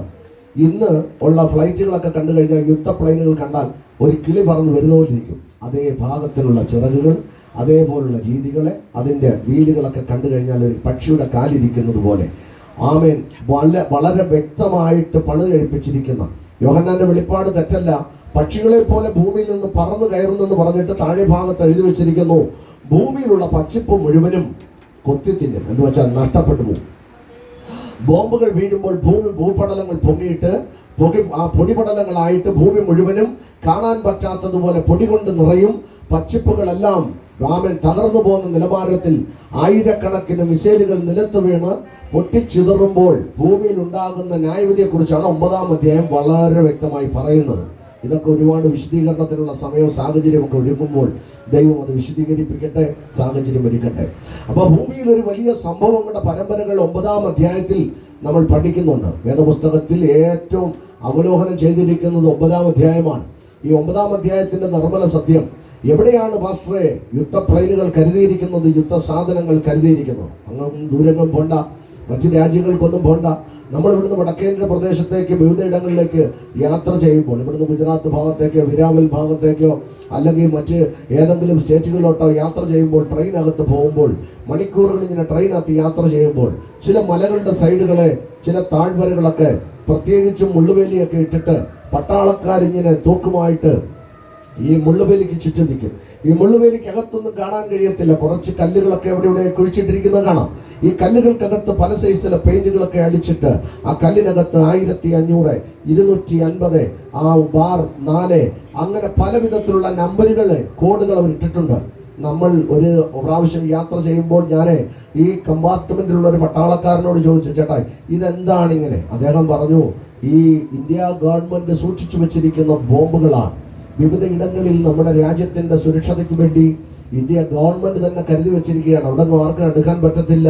അവിടെ പ്രത്യേകം മിലിറ്ററി ഫോഴ്സിനെ അവിടെ വെച്ചിരിക്കുകയാണ്. ഞാൻ പറഞ്ഞതിന്റെ സാരം, ഒരു പ്രശ്നം വരുമ്പോൾ ഭൂമിക്ക് അതോ ഭാഗത്ത് വെച്ചിരിക്കുന്ന ബോംബുകൾ കൊണ്ടുവന്ന് ഏത് രാജ്യമാണോ അവർക്കെതിരായി വരുന്നത് അവർക്ക് നേരെ റഡാർ തിരിച്ചടിക്കത്തക്കതുപോലെ ശക്തമായി പുറത്തു വരുന്ന രാജ്യമായി ഭാരതവും കിടപിടിച്ച് നിൽക്കുന്ന ഒരു സാഹചര്യമാണ് ഇന്നത്തെ കാലഘട്ടത്തിൽ നാം കണ്ടുകൊണ്ടിരിക്കുന്നത്. പഠിക്കുന്ന കുഞ്ഞുങ്ങൾക്കറിയാം, ആമേൻ, ഇവിടുത്തെ ഏറ്റവും നല്ല സയന്റിസ്റ്റ് ആയിരുന്ന നമ്മുടെ അബ്ദുൽ കലാം സാറിനെ പോലെയുള്ള തലയുള്ള ലോക ചരിത്രത്തിൽ ഇടം പിടിച്ചിരിക്കുന്ന വലിയ വൻമരങ്ങളെ പോലുള്ള, പടുകുറ്റം വൃക്ഷങ്ങളെ പോലുള്ള, വൻ ശക്തികളെ പോലുള്ള മനുഷ്യർ പാർത്തിരുന്ന രാജ്യമായതുകൊണ്ട് എല്ലാ രാജ്യത്തിനും ബഹുമാനപ്പെട്ട അബ്ദുൽ കലാം അവരുടെ ഭയമായതുകൊണ്ടും എന്താണ് ഇവിടെ ആറ്റത്തിനകത്ത് ചെയ്തു വെച്ചിരിക്കുന്നതെന്നുള്ള ഭീതി മനുഷ്യന്റെയും രാജ്യങ്ങളുടെയും രാജ്യ തലവന്മാരുടെയും ഭരണകർത്താക്കളുടെയും നെറുകയിൽ കിടക്കുന്നത് കൊണ്ട് രാജ്യങ്ങൾ പണികഴിപ്പിച്ചു വെച്ച സാധനങ്ങൾ എന്താണെന്ന് പോലും ചിന്തിക്കാൻ കഴിയാത്ത നിലത്തിൽ ലോകരാജ്യത്തിന്റെ വിസ്തൃതിയിലേക്ക് ഭാരതം കടപിടിച്ച് കയറുമ്പോൾ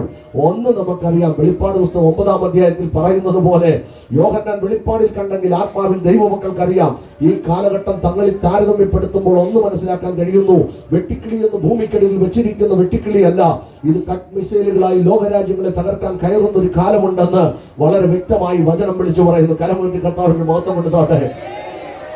ലോകത്തെ മുടിച്ചു കളയുന്ന സംഭവങ്ങളുടെ പരമ്പരകളാണ് 9-ാം അധ്യായം. നിർത്തുന്നു ഞാൻ ആ ഭാഗം. 10-ാം അധ്യായം, വെളിപ്പാട് പുസ്തകം 10-ാം അധ്യായം. അവിടെ 3 പുസ്തകങ്ങളെ കാണിക്കുന്നുണ്ട്, സമയമില്ല.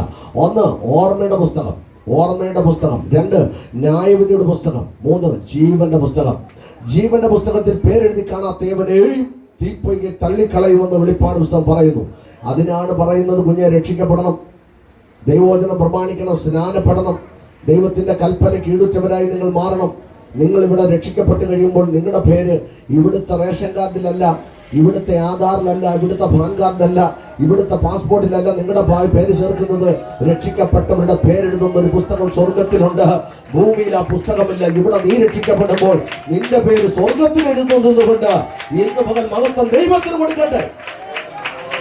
ഇവിടെ നിന്റെ എല്ലാ ആധാറിലും പാൻ കാർഡിലും റേഷൻ കാർഡിലും പാസ്പോർട്ടിലും, ഇവിടെ പഞ്ചായത്തിലും വില്ലേജിലും താലൂക്കിലും ഇവിടുത്തെ രാഷ്ട്രീയക്കാരുടെ നടുവിലും പാർട്ടി ഓഫീസുകളിലും നിന്റെ അഡ്രസ്സ് സഹിതമുണ്ട് സുഹൃത്തെ. പക്ഷെ നിന്റെ അഡ്രസ്സ്, രക്ഷിക്കപ്പെട്ടവന്റെ അഡ്രസ്സ് മറ്റൊരിടത്ത് എഴുതിയിട്ടുണ്ട്. അത് സ്വർഗത്തിലായതുകൊണ്ട് ഞാൻ എന്റെ ദൈവത്തെ വാഴ്ത്തുകയാണ്.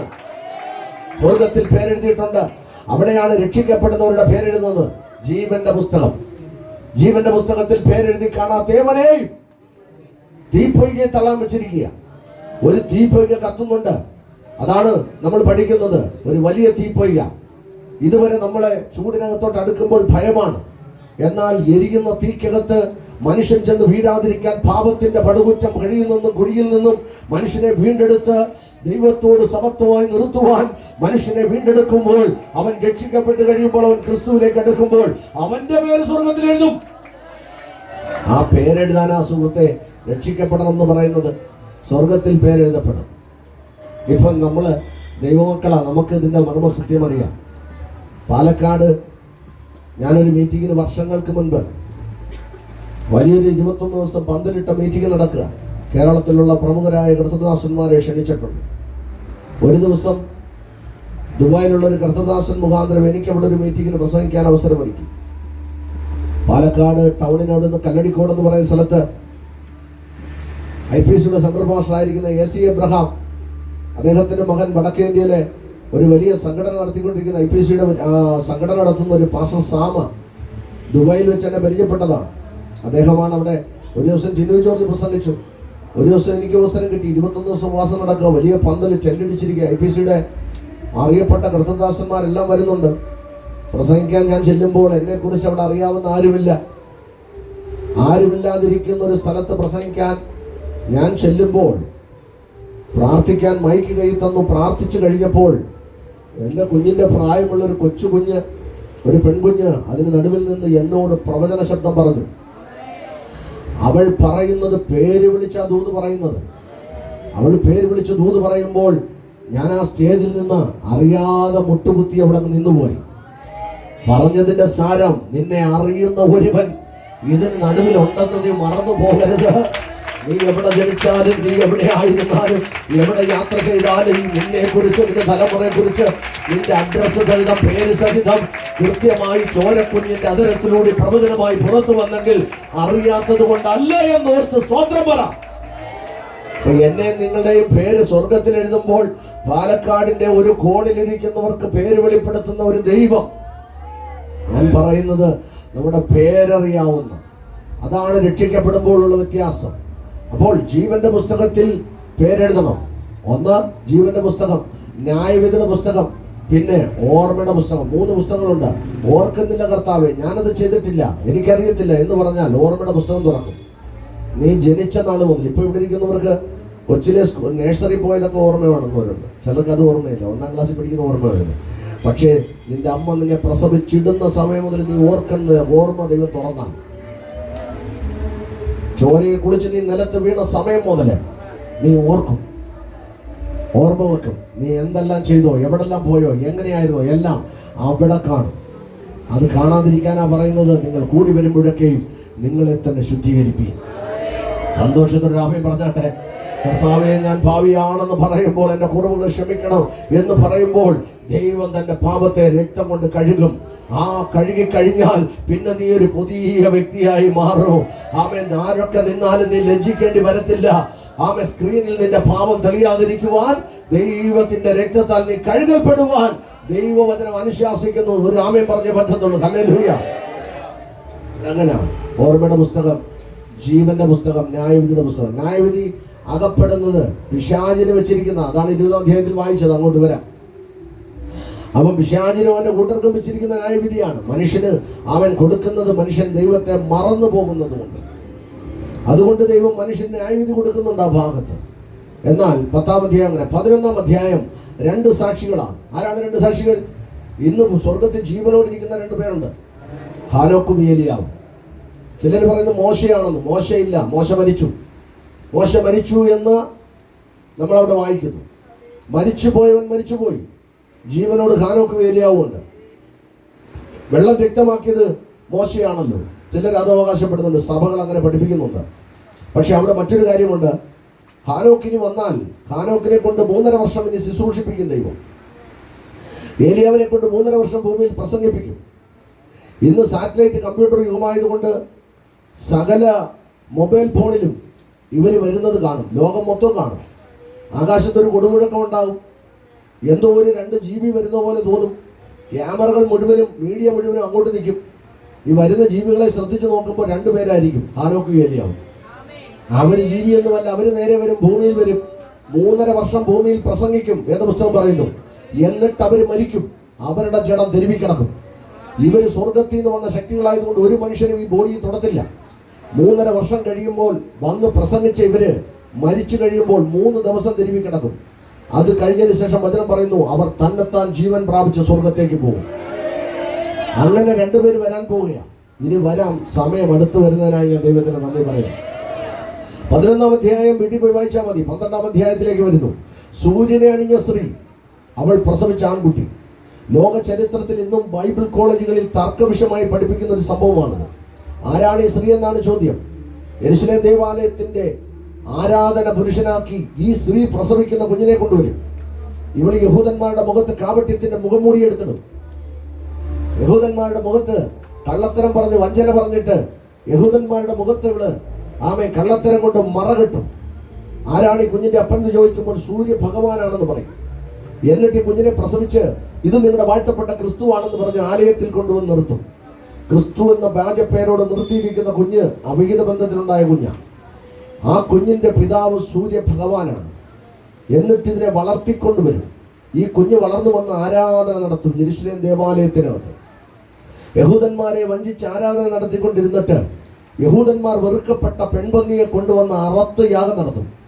അപ്പോഴാണ് അവർക്ക് ബോധം വരുന്നത്, ഇവൻ ഞങ്ങളുടെ ക്രിസ്തുവല്ല, ഞങ്ങൾ അബദ്ധത്തിൽ പെട്ടുപോയി. അവിടെയാണ് എഴുതിയിരിക്കുന്നത്, അവർ കുത്തിയവനിലേക്ക് നോക്കും, ഞങ്ങൾക്ക് ചതുവ് പറ്റിപ്പോയെന്ന് മനസ്സിലാക്കും. അവനെ ഒരുമിച്ച് നിലവിളിക്കാൻ തുടങ്ങും. അപ്പോഴാണ് ലോകം ലോകത്തോട് എതിർക്കും, ജാതി ജാതിയോട് എതിർക്കും. യുദ്ധങ്ങളും ക്ഷാമങ്ങളും ഭൂകമ്പങ്ങളും ദേശത്തുണ്ടാകും. ശക്തമായ സംഭവങ്ങൾ രാജ്യത്ത് നടമാടുമ്പോൾ യെരുശലേം ദേവാലയത്തിനകത്ത് മ്ലേച്ഛമായ മൃഗത്തെ കൊണ്ടുവന്ന് ആ യാഗം നടത്തുമ്പോൾ അവൻ പിടിക്കപ്പെടും. ഈ സമയത്താണ് കുത്തിവന്നിലേക്ക് നോക്കി മണലാരുണ്യത്തിലിരുന്ന് സകല അമ്മച്ചിമാരും അപ്പന്മാരും ആകാശത്തേക്ക് നോക്കി പൊട്ടിക്കരഞ്ഞിട്ട് പറയും, ഞങ്ങളുടെ ക്രിസ്തു എന്ന് പറഞ്ഞ് പണ്ട് കാലത്ത് വന്ന രക്ഷിതാവിനെ ഞങ്ങളുടെ പിതാക്കന്മാർ അംഗീകരിച്ചില്ല, ഞങ്ങൾ വിശ്വസിക്കുന്നെന്ന് പറയുമ്പോൾ ആകാശം തുറന്ന് സമയെടുക്കുവാൻ തന്റെ പുത്രൻ വെളിപ്പെടും. വാനമേഘങ്ങളിൽ വരും മുൻപേ ഇവിടെ സഭ ഒരുക്കമാകും. വചനം പറയുന്നു സംഖ്യ തികയും മുൻപേ. ഒന്നുകൂടെ ഞാൻ പറയുന്നു, തടുക്കുന്ന പരിശുദ്ധാത്മാവ് വഴിയിൽ നിന്ന് മാറിക്കൊടുക്കും. സഭയുടെ സംഖ്യ തികയും. ആമേൻ. ഇസ്രായേലിൽ യുദ്ധം നടക്കും. ലോകം മുഴുവൻ യുദ്ധത്തിനായി ഇസ്രായേലിന് നേരെ നിൽക്കും. അവരൊറ്റപ്പെടും. ഒരു മനുഷ്യനും സഹായിക്കാൻ കാണത്തില്ല. വേദന കൊണ്ട് പിടയുന്ന, രാജ്യം തകരുമെന്ന് പറയുന്ന, ഇന്ന് ഏത് രാജ്യം യുദ്ധത്തിന് വന്നാലും ഞങ്ങൾ തയ്യാറെന്ന് പറയുന്ന ഇസ്രായേലിന്റെ പ്രഭുക്കന്മാർ മുട്ടുകുത്തി നിലവിളിക്കുന്ന ഒരു കാലം വരും. ചുറ്റും കിടക്കുന്ന 29 അറബ് രാജ്യം, മറ്റ് രാജ്യങ്ങൾ, യൂറോപ്പ് കൺട്രികൾ, ലോകത്തിലുള്ള വലിയ വൻകിട രാഷ്ട്രങ്ങൾ മുഴുവനും റഡാർ തിരിച്ച് ഒരുമിച്ച് ഇസ്രായേൽ എന്ന് പറയുന്ന ഏകരാജ്യത്തിന് നേരെ യുദ്ധത്തിനായി അണിനിരക്കും. സകല കപ്പലുകളും സകല ഫ്ലൈറ്റുകളും സകല രാജ്യങ്ങളും ഇന്നത്തെ ഐഡോനെ വെല്ലുന്ന യുദ്ധം. ഞാൻ പറയട്ടെ, ആമേൻ. അമേരിക്കന്റെ പ്രസിഡന്റ് പറഞ്ഞത്, ആമേൻ, ഞങ്ങൾക്ക് 4 രാജ്യത്ത് സ്ഥാപിച്ചിട്ടുണ്ട്. ഞങ്ങളുടെ രാജ്യത്ത് 12 സ്ഥാപിച്ചാൽ ലോകം മുഴുവനും വന്നാലും ഞങ്ങളെ ഒന്നും ചെയ്യാൻ പറ്റത്തില്ലെന്ന് പറഞ്ഞ് അവർ വെല്ലുവിളിക്കുമ്പോൾ ഞാൻ പറയുന്നു, സകല രാജ്യങ്ങളും തിരിയും, ഇസ്രായേൽ ഒറ്റപ്പെടും. ഈ സമയം രാജ്യം രാജ്യത്തോട്, ജാതി ജാതിയോട് എതിർക്കും. എന്നാൽ കുത്തിയവന്നിലേക്ക് അവർ നോക്കുന്ന ഒരു കാലം വരും. ഞങ്ങളെ രക്ഷിക്കാൻ അങ്ങേക്ക് കഴിയത്തുള്ളെന്ന് പറഞ്ഞു, വേണ്ടെന്ന് പറഞ്ഞ് മാറ്റിയിട്ട നസ്രയനായ യേശുവിനെ അവർ വിളിക്കുമ്പോൾ സ്വർഗം തുറന്നു വരുമെന്ന് വചനം പറയുന്നത്. അച്ഛാ, ഞാൻ ഇവിടെ നിന്ന് പ്രസംഗിക്കുക. എന്റെ മോൻ ഷെറിൻ ഇവിടെ ഉണ്ട്. എന്റെ കുഞ്ഞ് താഴെ കിടന്ന് പപ്പയെന്ന് പറഞ്ഞ് അലറിയാൽ പ്രസംഗമല്ല എനിക്ക് വിഷയം. ഈ മൈക്ക് എടുത്തെറിഞ്ഞിട്ട് ഞാൻ ഇവിടുന്ന് ജീവനും കൊണ്ട് ഓടി എന്റെ തലമുറയുടെ അടുത്ത് ചെല്ലും.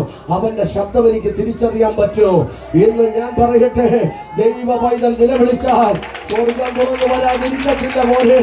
സ്വർഗം ജാതി വരുന്നൊരു പകലുണ്ട്, സ്വർഗം ജാതി വരുന്നൊരു ദിനമുണ്ട്, സ്വർഗം ജാതി വരുന്നൊരു സമയമുണ്ട്.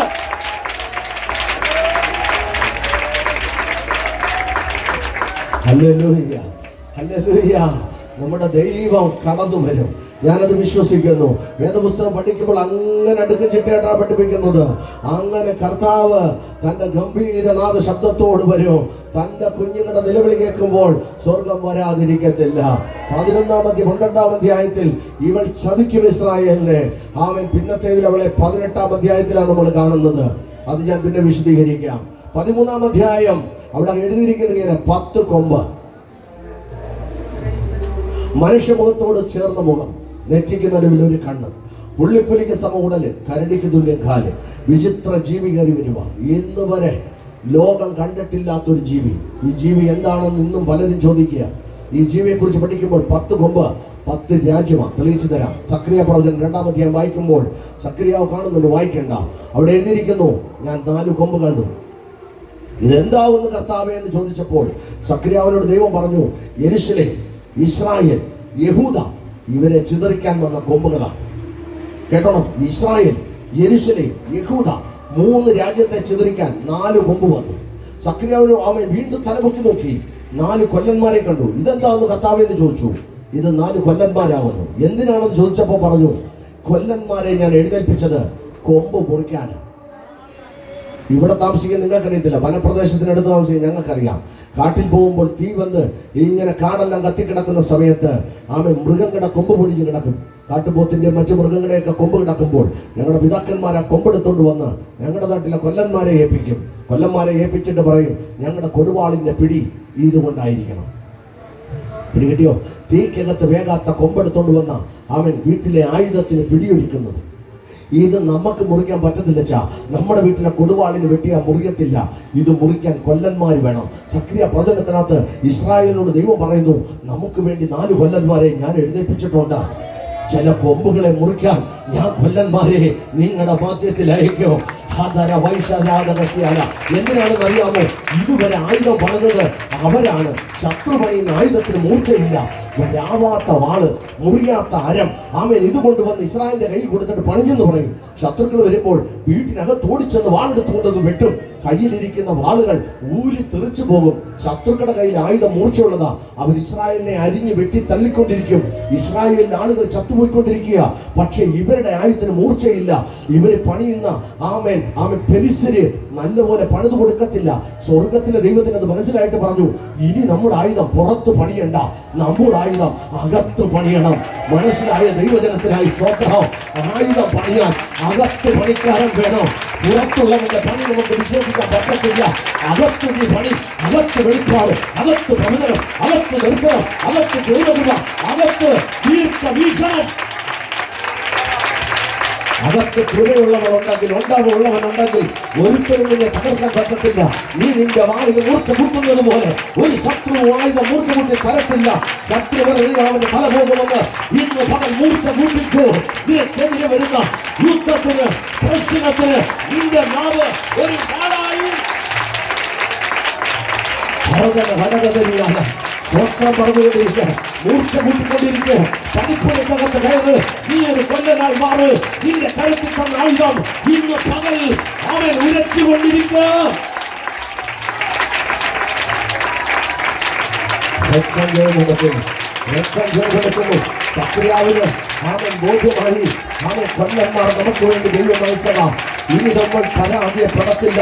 ഇനി നമ്മൾ പാളയത്തിൽ തല പോകത്തില്ല. ഇനി നമ്മുടെ സഹോദരങ്ങൾ മരിച്ചു വീഴത്തില്ല. ഇനി നമ്മുടെ കയ്യിൽ ആയുധം മൂർച്ചയുള്ളതായിരിക്കും. ഇനി ആരുടെയും മുന്നിൽ മുട്ടുമുട്ടണ്ട. യഹോവ ഞങ്ങൾക്ക് വേണ്ടി വിശ്വാസത്തോട് സ്വന്തം ചെയ്തു. ഇതുവരെ നിനക്ക് പരാജയമാണ്. 2025 5-ാം മാസം ആത്മാവിൽ ഇടപെടുന്നുണ്ട്. തമ്പുരാൻ നിന്നെ മാനിക്കാതിരിക്കത്തില്ല.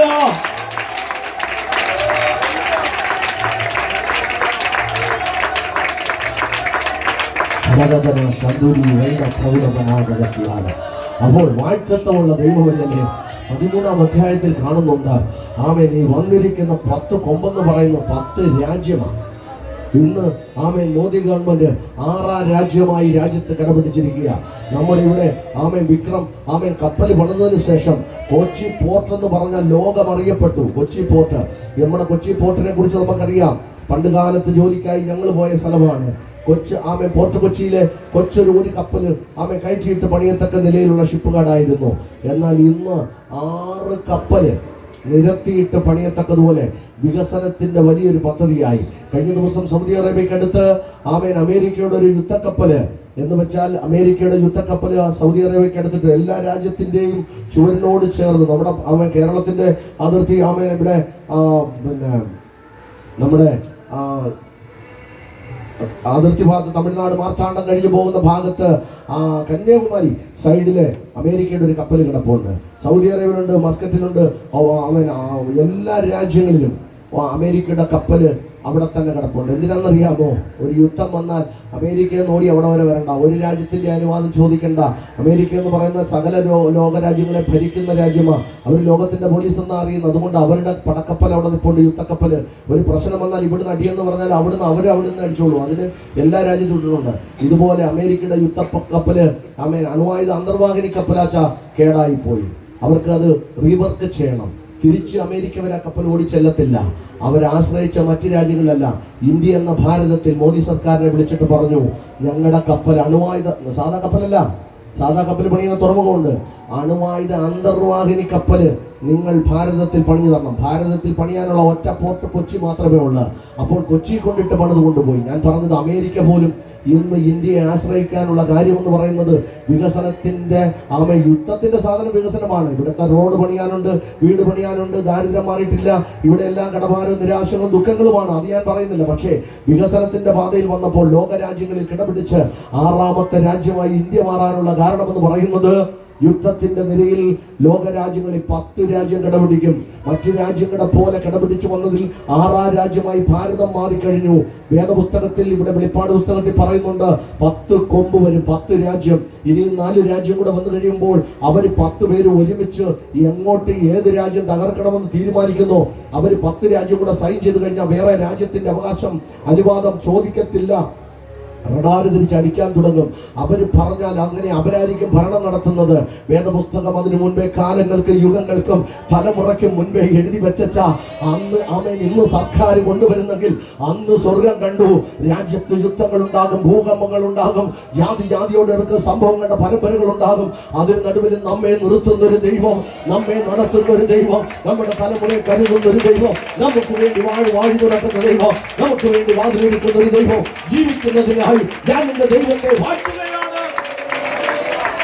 14-ാം അധ്യായം ആമേൻ വിശുദ്ധരാണ്. മുദ്രയിടപ്പെട്ടവർ 7-ാം അധ്യായം. നേരെ 7 കൂടെ കഴിയുമ്പോൾ 14. മുദ്ര എന്താണ്? മുദ്ര പിശാചിന്റെ സംഖ്യ 666 എന്ന മുദ്ര. ഈ മുദ്ര എവിടെ വരും? സാത്താന്റെ ആരാധനയെ കൊണ്ടുവരും. 666 എന്ന സംഖ്യ കേൾക്കുമ്പോൾ തന്നെ ക്രൈസ്തവരായ എല്ലാവർക്കുമല്ല, പെന്തക്കോസ്തുകാരായ വീണ്ടെടുപ്പ് പ്രാപിച്ച ദൈവജനത്തിന് ഒരു അരോചകമാണ്. ഇവിടെ നമ്മൾ 666 എന്ന മുദ്ര വരുന്നു. പിശാചിന്റെ സംഘടനയ്ക്കകത്ത് എവിടെയാണ് പിശാചിന്റെ ആരാധന എത്രയോ അടുത്ത് നടക്കുന്നു. ആമേൻ. ഇവിടെ മെട്രോ സിറ്റികളിൽ ആരാധനയുണ്ട്. ഇവിടെയുള്ള എറണാകുളം പോലുള്ള സിറ്റികളിലെ, ആമേൻ, ബോംബെ പോലുള്ള സിറ്റികളിലെ, ഡൽഹി പോലുള്ള വലിയ വലിയ സിറ്റികളിലെ പിശാചിന്റെ ആരാധന നടക്കുന്നു. ഈ ആരാധനയ്ക്കകത്ത് ചെന്ന് കയറണമെങ്കിൽ 30,000 രൂപ പ്രവേശന ഫീസ്. നിങ്ങൾ ഈ സഭയിൽ വന്ന് അംഗത്വം എടുക്കുമ്പോൾ നിങ്ങൾക്ക് യാതൊരു ചെലവുമില്ല. പാസ്റ്ററെ, ഞാൻ അടുത്ത ദിവസം മുതൽ ഇവിടെ വരികയാണ്, ഇവിടെ ഞാൻ കുടുംബമായി ആരാധിക്കാൻ ആഗ്രഹിക്കുന്നു എന്ന് നിങ്ങൾ സാക്ഷ്യം പറഞ്ഞിട്ടിരുന്നതല്ലേ ഉള്ളൂ. പക്ഷേ പിശാചിന്റെ ആരാധനയ്ക്ക് ചെല്ലുമ്പോൾ അവിടെ 30,000 രൂപ കൊടുത്ത് അംഗത്വം എടുക്കണം. ഈ അംഗത്വം എടുത്ത് അകത്ത് കയറുന്ന ആളുകൾക്ക് വസ്ത്രം ധരിക്കാൻ തരത്തില്ല. അമ്മയോ പെങ്ങളെന്നോ ഇല്ല, സഹോദരങ്ങളെന്നില്ല. വസ്ത്രമില്ലാതെ നഗ്നമായി നിന്നിട്ടുള്ള മ്ലേച്ഛതയുടെ ആരാധന, പാപത്തിന്റെ അഴിഞ്ഞാട്ടം, അഴുക്കാടുന്ന സ്വഭാവം, അർദ്ധരാത്രിയിലെ ആരാധന. എവിടെയെന്നവർ പെട്ടെന്ന് വിവരം പറയത്തില്ല. ആരാധന സമയമാകുമ്പോൾ ചെല്ലുന്നു. ഇങ്ങനെ ചെല്ലുന്നവർക്ക് കയറി ചെന്ന് കഴിയുമ്പോൾ ബൈബിൾ തുറന്നു വെച്ച് ചവിട്ടിത്തേച്ച് തുപ്പിയിട്ട് യേശു ദൈവമല്ലെന്ന് പറയണം. യേശുവിനെ തള്ളിപ്പറഞ്ഞ് അവരുടെ കൈയുടെ തുമ്പറത്ത് രക്തം കൊണ്ട് അവരുടെ നെറുകയിലിട്ട് സത്യം ചെയ്യണം. യേശുവിനെ ആമേൻ തള്ളി പറയുന്നവർക്ക് മാത്രം അവിടെ അനുവാദം കൊടുത്തുകൊണ്ട് പാപത്തിന്റെ മ്ലേച്ഛമാണെന്ന് ആരാധന നടക്കുന്നു എന്ന് സ്വർഗത്തിലെ ദൈവം കണ്ടിട്ട് അന്ന് ക്രൂശെടുത്തപ്പോൾ അമ്മമാര് കരഞ്ഞപ്പോൾ യേശു ഒരു പദം പറഞ്ഞു, എന്നെ ചൊല്ലി കരയണ്ട, നിങ്ങളുടെ തലമുറ ഓർത്ത് കര. അച്ഛാ, നമ്മൾ പോകത്തില്ലായിരിക്കും, നമ്മുടെ കുഞ്ഞുങ്ങൾ ഇതിനകത്ത് ചെന്ന് കയറാതിരിക്കാൻ ഇന്നേ പ്രാർത്ഥിക്കുന്ന ദൈവമക്കൾക്കായി ഞാൻ എൻ്റെ ദൈവത്തെ വാഴ്ത്തുകയാണ്. പാപത്തിന്റെ മ്ലേച്ഛത ഭൂമിയിൽ പറന്നു കിടക്കുന്നു. മനുഷ്യനല്ലാതെ മാറുന്നു, മൃഗമായി മാറുന്ന കാലഘട്ടത്തേക്ക് ലോകം പോയിക്കൊണ്ടിരിക്കുമ്പോൾ വിശുദ്ധി പ്രാപിച്ച ദൈവജനത്തിന് ഒന്ന് വചനം പറയുന്നു. 666 എന്ന് പറയുന്ന സംഖ്യ അത് പിശാചിന്റെ സംഖ്യയാണ്. സാത്താന്റെ ആരാധനയ്ക്കകത്തുനിന്ന് ഉടലെടുത്ത് വരുന്നു. അനേക കുഞ്ഞുങ്ങളെ വഴിതെറ്റിച്ചുകൊണ്ടിരിക്കുന്നു. ഈ ആരാധന കണ്ടിട്ട് ദൈവം അന്നേ പറഞ്ഞു കഴിഞ്ഞു. ഞാൻ വിശദീകരിക്കാൻ ഒത്തിരി കൊണ്ട് ഞാൻ അവിടെ നിർത്തുകയാണ്. എൻ്റെ വിഷയം അതല്ല. ആമേൻ. പിന്നത്തേത് നമ്മൾ 15-ാം അധ്യായം തീക്കടലാണ്. നമ്മൾ പല കടലുകളും കണ്ടിട്ടുണ്ട്. ആമേൻ. എന്നാൽ ഇവിടെ തീക്കടലാണ് കാണുന്നത്. പല കടലുകളിൽ യാത്ര ചെയ്തിട്ടുണ്ട്. തീക്കടൽ ലോക ചരിത്രത്തിൽ ദേ വരുന്നുണ്ട്. മലാക്കി പ്രവചനം 4:1 പറയുന്നു, ചൂള പോലെ കത്തുന്ന ഒരു ദിവസം വരും. അങ്ങനെ കത്താനെ കൊണ്ട് വേരും കൊമ്പും ഭൂമിക്കടിയിലിരിക്കുന്നവരെ കത്തുമെങ്കിൽ ഇവിടെ പറയുന്നത് ഒരു സത്യം ഇതാണ്. ആമേൻ. ഒരു കടൽ പോലെ തീ കത്തുന്നുണ്ട്. ഈ തീക്കകത്തുനിന്ന് ആർക്ക് പിടിപ്പിക്കാൻ പറ്റും? ആമേൻ. 16-ാം അധ്യായം ക്രോധകലശമാണ്. ഭൂമിയിൽ 3 വിഭാഗം ജനത്തെ കൊന്നുകളയാൻ ഭൂമിയിൽ ദൂതന്മാർ ക്രോധകലശം ചരിക്കുന്നു, ന്യായവിധി നടക്കുന്നു. ആമേൻ. 17-ാം അധ്യായം മഹദിയാം ബാബിലോൺ. ഈ 12-ാം അധ്യായത്തിൽ വന്ന സ്ത്രീ ഇവിടെ വരുന്നത്, ഇവൾ പ്രസവിക്കുന്ന ആൺകുട്ടിയുടെ ചരിത്രം പറഞ്ഞിട്ട് പിന്നെ ഇവിടെ വരുന്നുണ്ട് 17-ാം അധ്യായത്തിൽ. ആമേൻ. 18-ാം അധ്യായം വേറെയാണ്. ആമേൻ. മഹദിയാം ബാബിലോണാണ്. മർമ്മം മഹദിയാം. ആമേൻ. ഇത്രയും വിശുദ്ധനായവൻ, ഇത്രയും വേർപാടുള്ളവൻ, ഇത്രയും സുന്ദരനായവൻ, കോമളനായവൻ, ഇത്രയും നല്ലൊരു ദൈവത്തെ എനിക്ക് കാണാൻ കിട്ടിയത് ഭാഗ്യമാണ്. അങ്ങനെ ഉത്തമഗീതത്തിന്റെ 2-ാം അധ്യായത്തിന്റെ 1 മുതൽ അങ്ങോട്ട് പറയുന്നുണ്ട്. 5-ാം വാക്യം മുതൽ ഞാൻ വിടുകയാണ്. പിന്നത്തേതിൽ 20-ാം അധ്യായം നാം വായിച്ചു വെച്ച വേദഭാഗം. ആമേൻ. മനുഷ്യനെ തെറ്റിച്ച്, ലോക ചക്രങ്ങളെ തിരിച്ച്, പാപത്തിന്റെ പടുകുറ്റം വഴിയിലേക്ക് പാമ്പെന്ന പഴയ സർപ്പമായ പിശാചാകുന്ന തന്ത്രശാലി ആരുടെയും കയ്യിൽ പിടിക്കപ്പെടാതിരിക്കുമ്പോൾ ഇവിടെ 12 ആമേൻ കാണുന്നു. 20-ാം അധ്യായത്തിൽ കാണുന്നു, പിശാചിനെ സ്വർഗം ബന്ധിക്കുകയാണ്. എത്ര പേർക്ക് സന്തോഷമുണ്ട്? ഇന്ന് പകലിത് കേൾക്കുമ്പോൾ തന്നെ വർഷങ്ങളായി തുറയിട്ടിരിക്കുന്ന, വർഷങ്ങളായി നിന്നെ വിടില്ലെന്ന് പറയുന്ന, വർഷങ്ങളായി നിന്റെ കുടുംബത്തിന് നേരെ ജീവിച്ചുകൊണ്ടിരിക്കുന്ന, വർഷങ്ങളായി നിന്റെ ഭവനത്തെ തുറയിടുന്ന, നിന്റെ വഴിയെ തടയുന്ന, നിന്നെ ഭയപ്പെടുത്തുന്ന ചില സർപ്പത്തിന്റെ അധികാരം ആത്മാവിൽ ആരാധിച്ച് തുടങ്ങ്. ചില സർപ്പത്തിന്റെ മേൽ ദൈവത്തിന്റെ നാളിലോ അത് കടുപ്പമുള്ള വാളായിരിക്കും, അത് വലിപ്പമുള്ള വാളായിരിക്കും, നീതി അങ്ങനെ തകർക്കുന്ന വാളായിരിക്കും. യഹോവ നിന്നെ പ്രിയാകും. വിശ്വാസത്തോടെ ആരാധിച്ചു. ആ സർപ്പത്തെ ദൈവം ബന്ധിക്കോ, സ്വർഗ്ഗം ബന്ധിക്കോ, ദൈവത്തിന്റെ ആത്മാവ് അത് ചെയ്യോ. ഈ പകൽ നമ്മുടെ വിശ്വാസത്താൽ അത് പ്രാപിക്കോ. ആ പഴയ പാമ്പ് ബന്ധിക്കപ്പെടട്ടെ. ആ പഴയ സർപ്പം തൂറയിട്ട് ഒരുത്തരുടെ കണ്ണിൽ വെളിപ്പെടാതെ ഏതോ ഇരുളിൽ, ഏതോ പാറയിൽ വിളിക്കും, ഏതോ വീടിന്റെ മറവിൽ, ഏതോ വൃക്ഷത്തിന്റെ ചുവടിൽ, ഏതോ കുഴിക്കകത്തിൽ, ഏതോ ഗർഭത്തിൽ, ഏതോ മറഞ്ഞിരിക്കുന്ന മറവിടത്തിൽ നിന്ന് ചിലതിന് നേരെ രോഗമിട്ട്, ഭാരമിട്ട്, നിരാശയിട്ട്, കടഭാരമിട്ട്, ബന്ധനമിട്ട്, വേദനയിട്ട്, ഭാരപ്പെടുത്തി വർഷങ്ങളായി കുറയിട്ടിരിക്കുന്ന ആ പഴയ സർപ്പം യേശുവിന്റെ നാമത്തിൽ വേട്ടേക്ക് അറിയട്ടെ. ദൈവമത് ചെയ്യുന്നതിനാൽ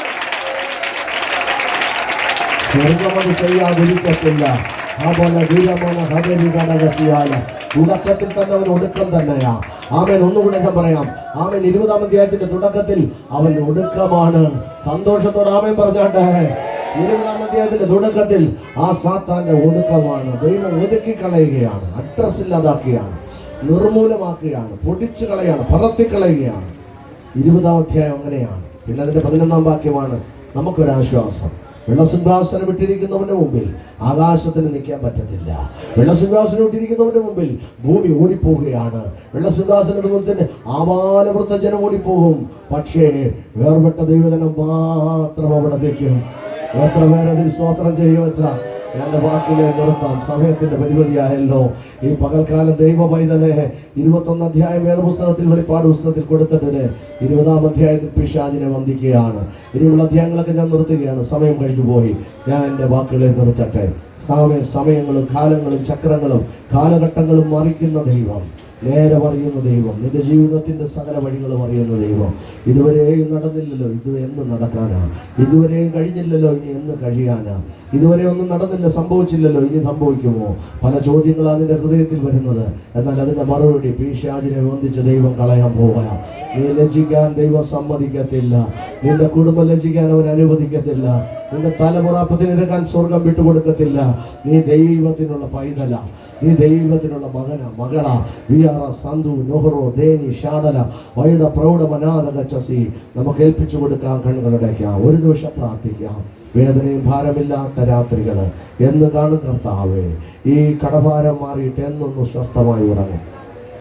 എൻ്റെ ഭവനത്തിന് എന്ന് സമാധാനം ലഭിക്കും. എൻ്റെ കുഞ്ഞുങ്ങൾക്കൊരു വഴി എന്നുണ്ടാകും. എൻ്റെ വീട്ടിനകത്തൊരു പ്രത്യാശയുടെ വിളക്കെരിയുമ്പോൾ, ഈ കത്തുന്ന വിളക്ക് അണയുമോ എന്നൊക്കെ ചിന്തിച്ച് നീ ഭാരത്തോടിരിക്കുമ്പോൾ, സ്വർഗത്തിലെ ദൈവം നിന്നെ ആശ്വസിപ്പിക്കാൻ ഇതിന് നടുവിൽ നടക്കുന്നുണ്ട്. ആരുടെയൊക്കെ ഹൃദയത്തിൽ, ആരുടെയൊക്കെ വിഷയത്തിന് പരിഹാരമായി പരിശുദ്ധാത്മാവിൻ്റെ വലിയ സാന്നിധ്യം ഇവിടെ ഉണ്ട്. നമുക്ക് ഏൽപ്പിച്ചു കൊടുക്കാൻ കണ്ണുകളടയ്ക്കാം. ഒരു നിമിഷം പ്രാർത്ഥിക്കാം. നീതിയുള്ള ദൈവമേ, വിശ്വസ്ത പിതാവേ, തിരുവഴുത്തുമായി ഞങ്ങൾ അടുത്ത് വന്നല്ലോ. ഞങ്ങളോട് സംസാരിച്ച ശബ്ദം, ഞങ്ങളോട് സംസാരിച്ച ദൂത്, സംസാരിച്ച ആലോചന കർത്താവെ നിവർത്തിച്ചാട്ടെ. പിശാചിനെ ബന്ധിച്ച് അഗാധകൂപത്തിലേക്ക് തട്ടിയിട്ട് 1000 ആണ്ട് പുറത്തു വരാൻ കഴിയാതെ അവനെ ചങ്ങലയിടുന്ന ദൈവം എന്ന് പകലത് ചെയ്തതിനായി സ്തോത്രം. വിശ്വാസത്തോട് ഞങ്ങൾ ആമേൻ പറയും. യേശുവിൻ നാമത്തിൽ നല്ല പിതാവ്.